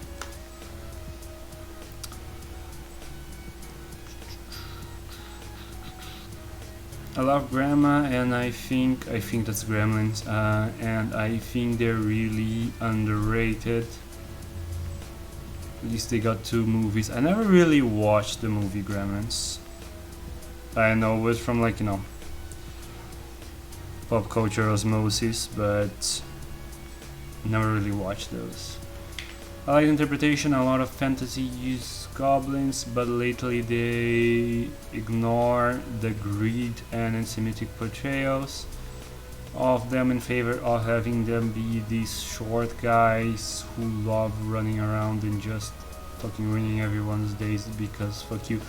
Yeah, I didn't really know greed was a thing with gremlins. I kind of thought of them as kind of just chaotic and obnoxious.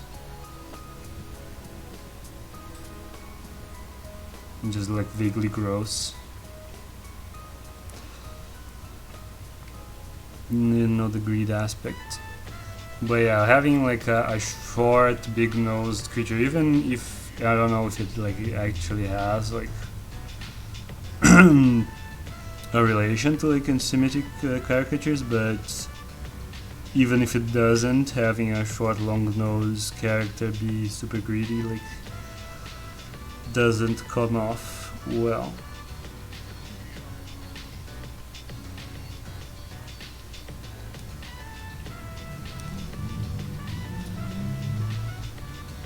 You know, like just short, long-nosed creatures in general. Like I'm pretty sure that's like that predates anti-Semitic caricatures and existing cultures that don't really have that element.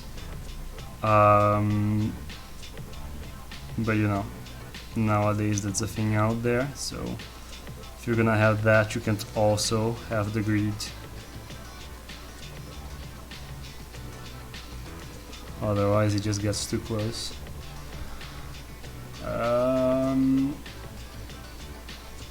Also underrated, but if there was ever a new Gex game, he could have a niece who only peaks in 2000s reference and have neither of them know what the fuck the other's talking about. I don't really know. Like I had like a Gex's demo in like a demo CD for the PlayStation 1. That's my total, like when I was 5 or something. So that's like my total knowledge of the Gex series.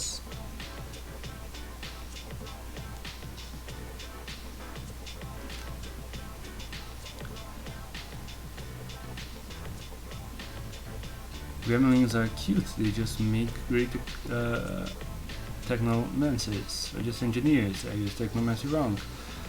Just I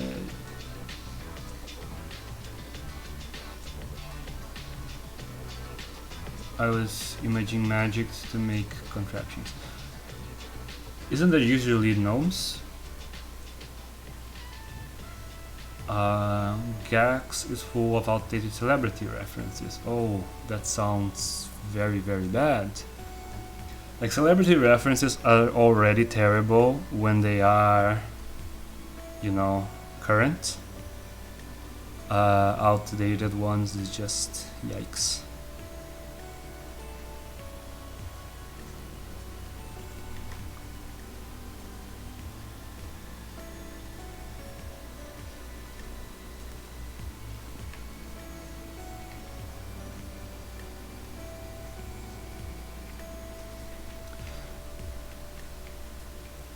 Gex's entire game is referencing to movies and shows from the 80s and 90s. Yeah, I mean, I guess Conquer is also that, but most of the stuff that Conquer, like, that informs the levels of Conquer is stuff that is really well known to this day. Like, it's like Dracula and Alien and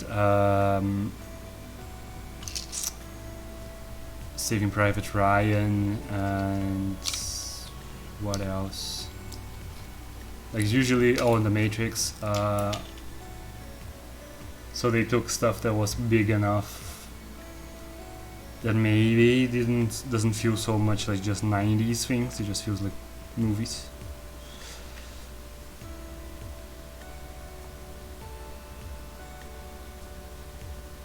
Clockwork Orange, yeah, like the opening, it's a Clockwork Orange reference. So yeah, that one isn't even like recent. That most of the others are like 90s things, like the Bram Stoker's Dracula, The Matrix, Private Ryan.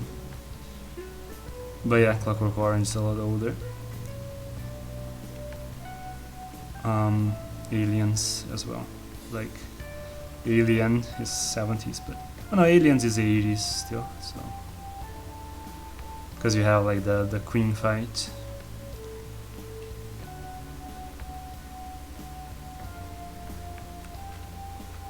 Gnome smells that effect.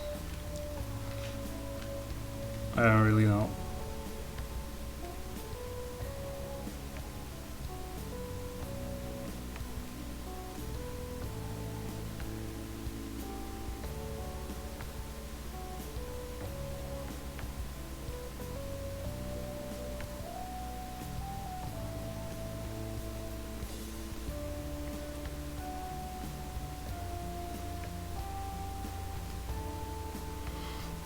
I'm gonna be lazy.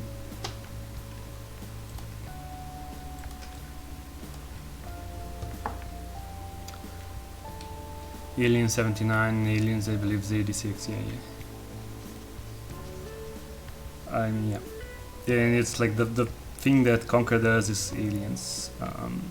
Like there were 90s Aliens, there was Alien 3, which is actually really good in my opinion. And then like, I think it's called Resurrection, the really bad one. That's, you know, it's like dumb. It's not offensive, like, but like it's pretty stupid.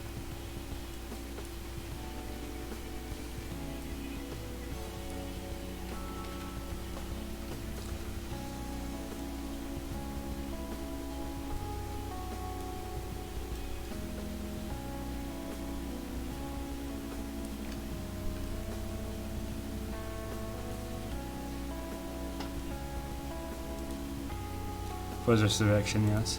I recently, a year ago, maybe a little bit more, watched like the whole Alien series with my girlfriend. Like we rewatched it. So yeah, I think Alien 3 is pretty good. Like I get that people are upset by it because it's meant to be upsetting. Like it's really dark. Where, you know, Aliens was a lot more of an action movie and a lot more optimistic, especially in the ending, than the first one. And then like the third one's the darkest of all. That is not usually how trilogies work. They usually like make the middle one dark and kind of sad, so we can pick back up and like get a happier like final ending in part 3. But Alien kind of swapped 2 and 3 there and just ended on a super sad note. The whole last movie is just really last, because I consider Alien 3 like the last Alien movie. But anyway, the whole movie is pretty brutal, like emotionally. But I feel like that's more suited to the series. Just more interesting than over time just becoming kind of a franchise movie thing where the hero is always okay and always comes off on top. And people you don't actually, you know, people who you care about don't die unless it's like the mentor figure for it to have like a motivational moment. Like I'm not gonna spoil anything, but Alien 3 is pretty brutal.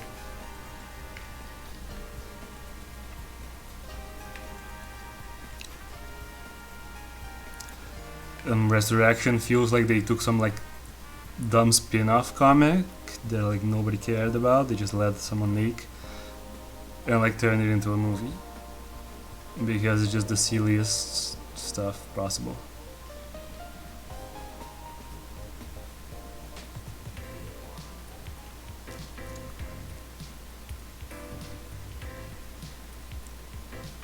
Best Alien story. in years and years is the Alien Dead Orbit comic. Oh, cool. Never really read Alien comics.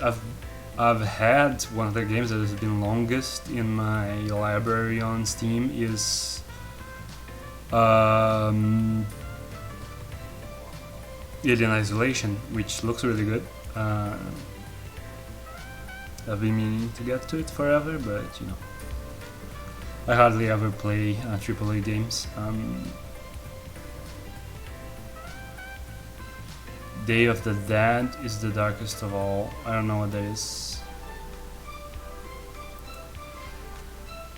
Is it another like Alien comic? Just read that Orbit once. Just read that Orbit once, that's all I ask. I can like, I'll open a tab here to download it later. Alien Dead Orbit. Let me look at it, is it pretty? Oh, it looks really nice. I like the stylization. That's neat. If it's good, I might buy it just to have it. Like if it's good, like I'm not the ultimate arbiter of what is good, like if I enjoy it.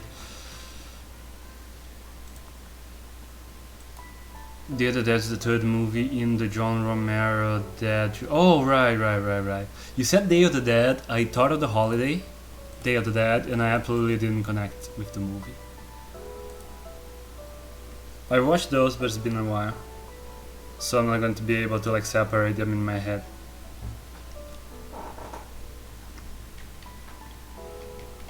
Like maybe if you can like really easily say Day of the Dead is this one, you know, where X happens. But yeah, what is good? Same guy that did Godzilla, Half Century War, and Unmade Spider-Man Vietnam. Yeah, I don't really like. I'm not a super knowledgeable comics reader, so I don't really know that deeply. Like most of the stuff that I read was like in my teenage years, so I'm really not up to date with good comics.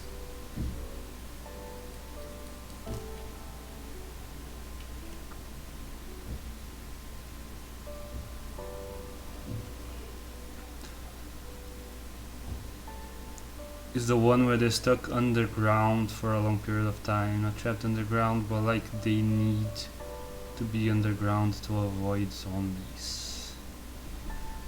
I don't know, maybe I have a very vague recollection, but I'm not even like confident enough. Like I would not bet my life that I actually saw that one. Maybe I just saw the first two.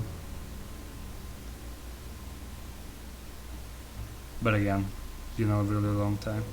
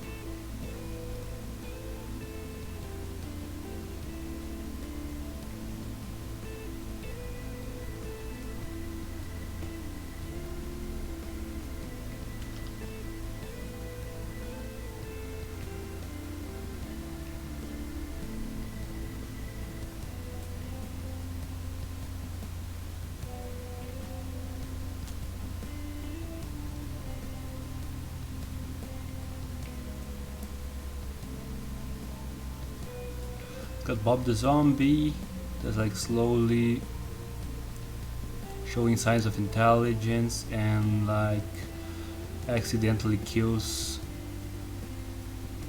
a bit of his face cause he's like playing with a razor cause he vaguely like remembers shaving. That's good.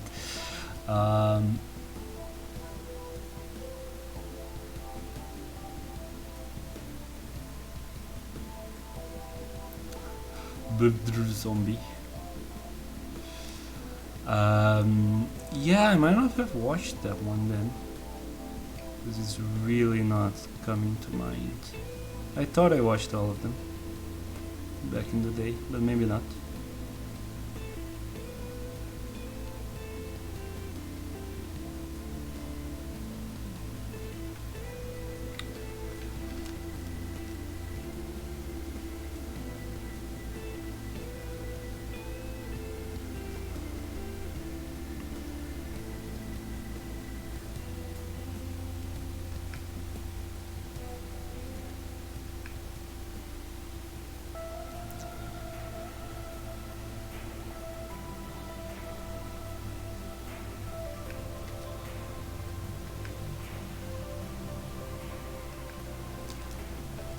Now we have enough resolution for lips. The other one was so tiny that the mouths were like pretty vague.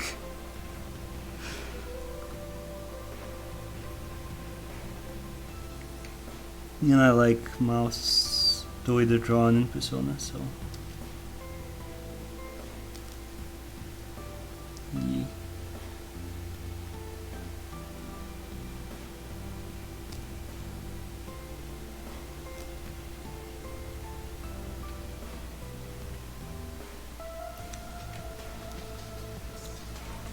A lot of people say Dawn of the Dead is the best one, but for my money it's Day.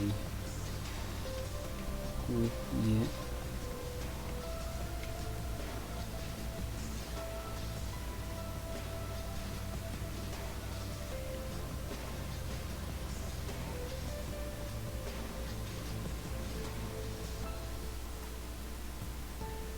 Is eyebrow kind of wide maybe? I feel like they usually have very thin eyebrows.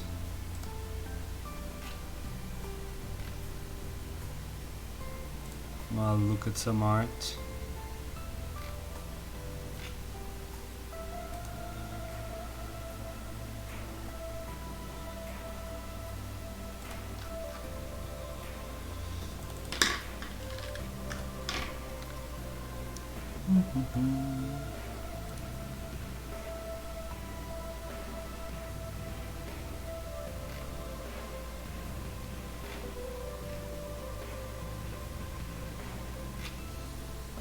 Yeah, they're usually lines.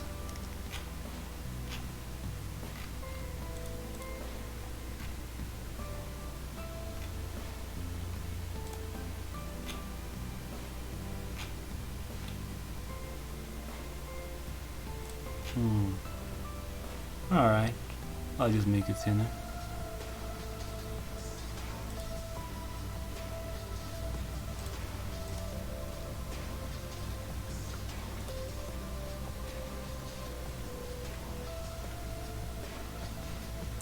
It helps with making it visible through the hair, which they do.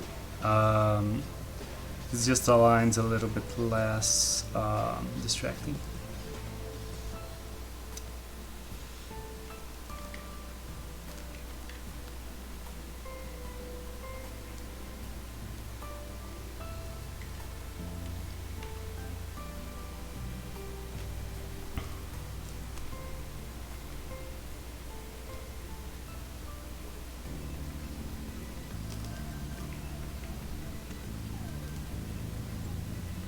There you go.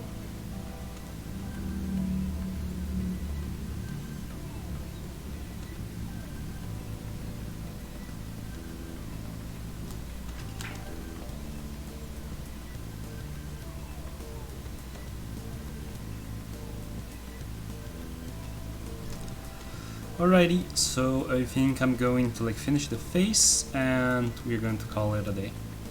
Then we'll see if we have someone to raid. I feel like most people I follow don't stream on weekends.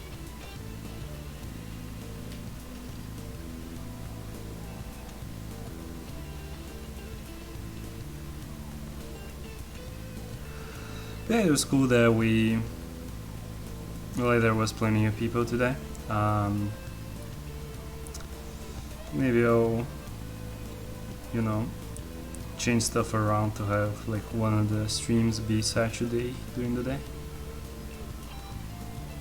so it's available live to different people.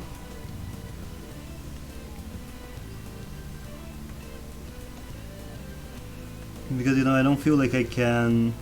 There was a week where I kind of streamed every day, and that's fun, but it burns me out.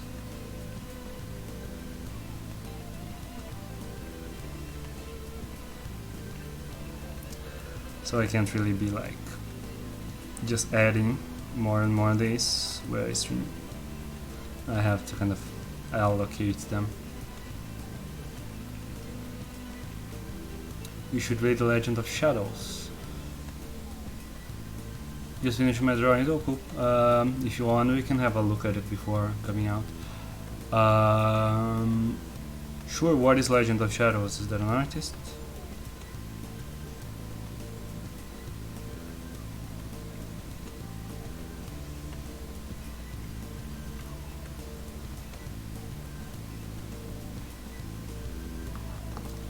It's nothing special and might spoil Deltarune fans, so no sharing today. Oh, okay. Yeah, I haven't gotten to play Deltarune yet, not even the first one. Still need to play Mother 3. And then I bought and still haven't played Lisa the Painful. Then maybe after that, at some point I'll get like the original Deltarune, the first one.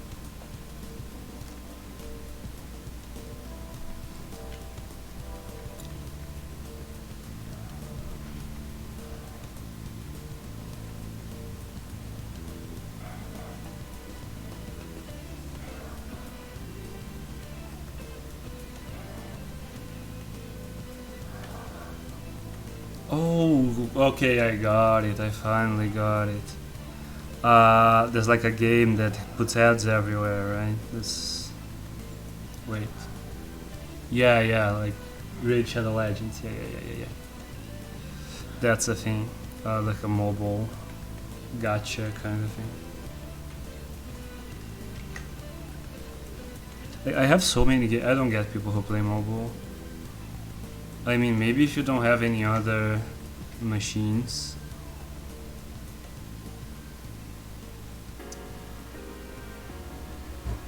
Because I always have so many more games that I would like to play than time to play them. And then there's like these time sink kind of games that are free but people end up spending money on. Like there are so many like 60-hour games on like wildly praised 60-hour games on Steam that you can buy for the price of one skin or character in a modern mobile game. Just because it's like 8 years old or something. I don't know why people are spending their time, like especially if you're an adult. Like the main thing you spend in video games is time, not money. Unless it's like a Switch game, then it's definitely money. But if you can buy games on sale and stuff like that, but the main thing that's limited for you is time. So I don't know why people play those time sink, shallow mobile games.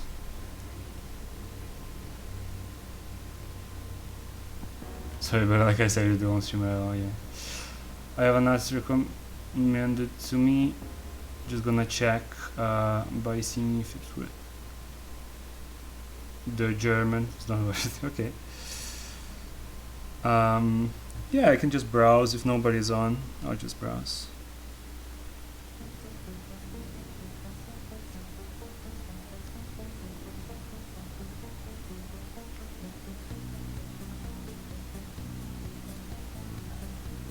What's this song?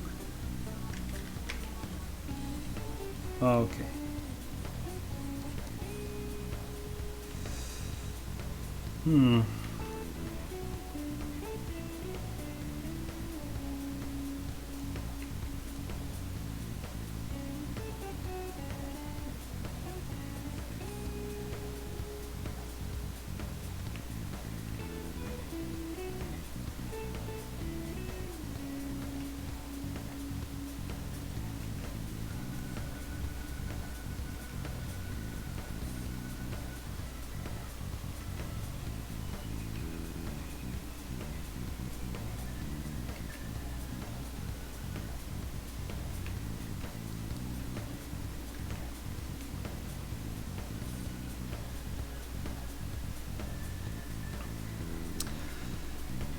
So yeah, I'm gonna have to like tweak it now that I'm looking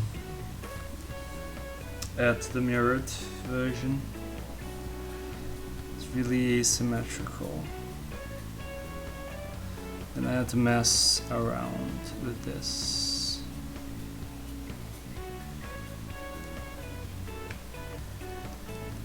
Let's see if we can just transform it.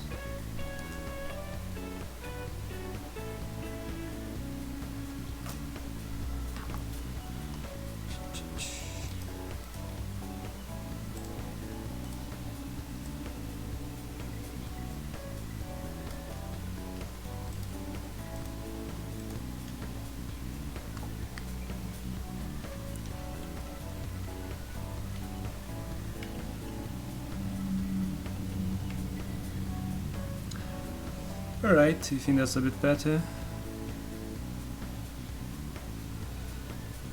But like, I'll let it sit before, you know, finalizing it, doing colors and stuff, so I can still tweak it. The really annoying thing is her bangs. I could have done separate layers, but her bangs really don't let me move the eyes around.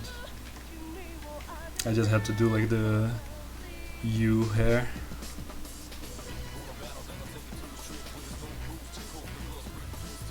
But yeah, here we are. That's going to be it for today. So I'm just going to leave it up here while I look for someone to raid. Clock.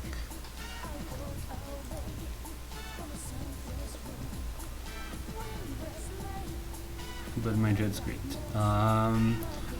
How would you feel about scheduling a Gothic phone stream? You could maybe invite some Twitter mutuals or regular viewers or friends. Just an idea. Yeah, that could be pretty cool. I've generally, you know, not done stuff that requires scheduling because of how unreliable my ability to stream is. But maybe if it's something like on the weekends.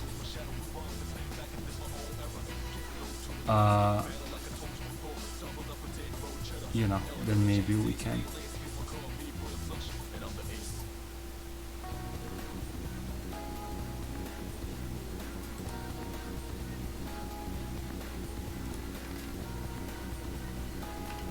Alright.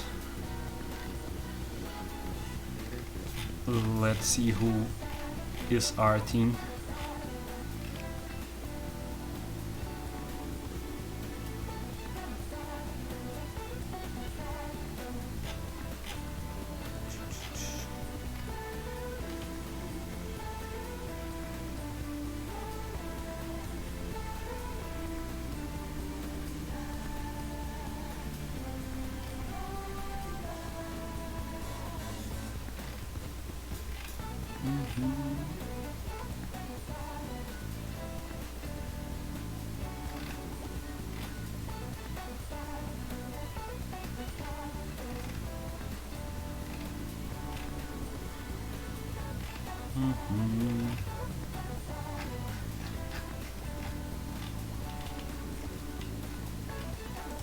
Here's a Pokemon thing.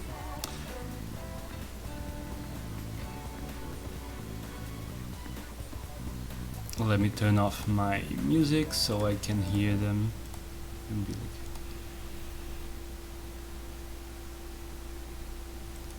dun, dun, dun.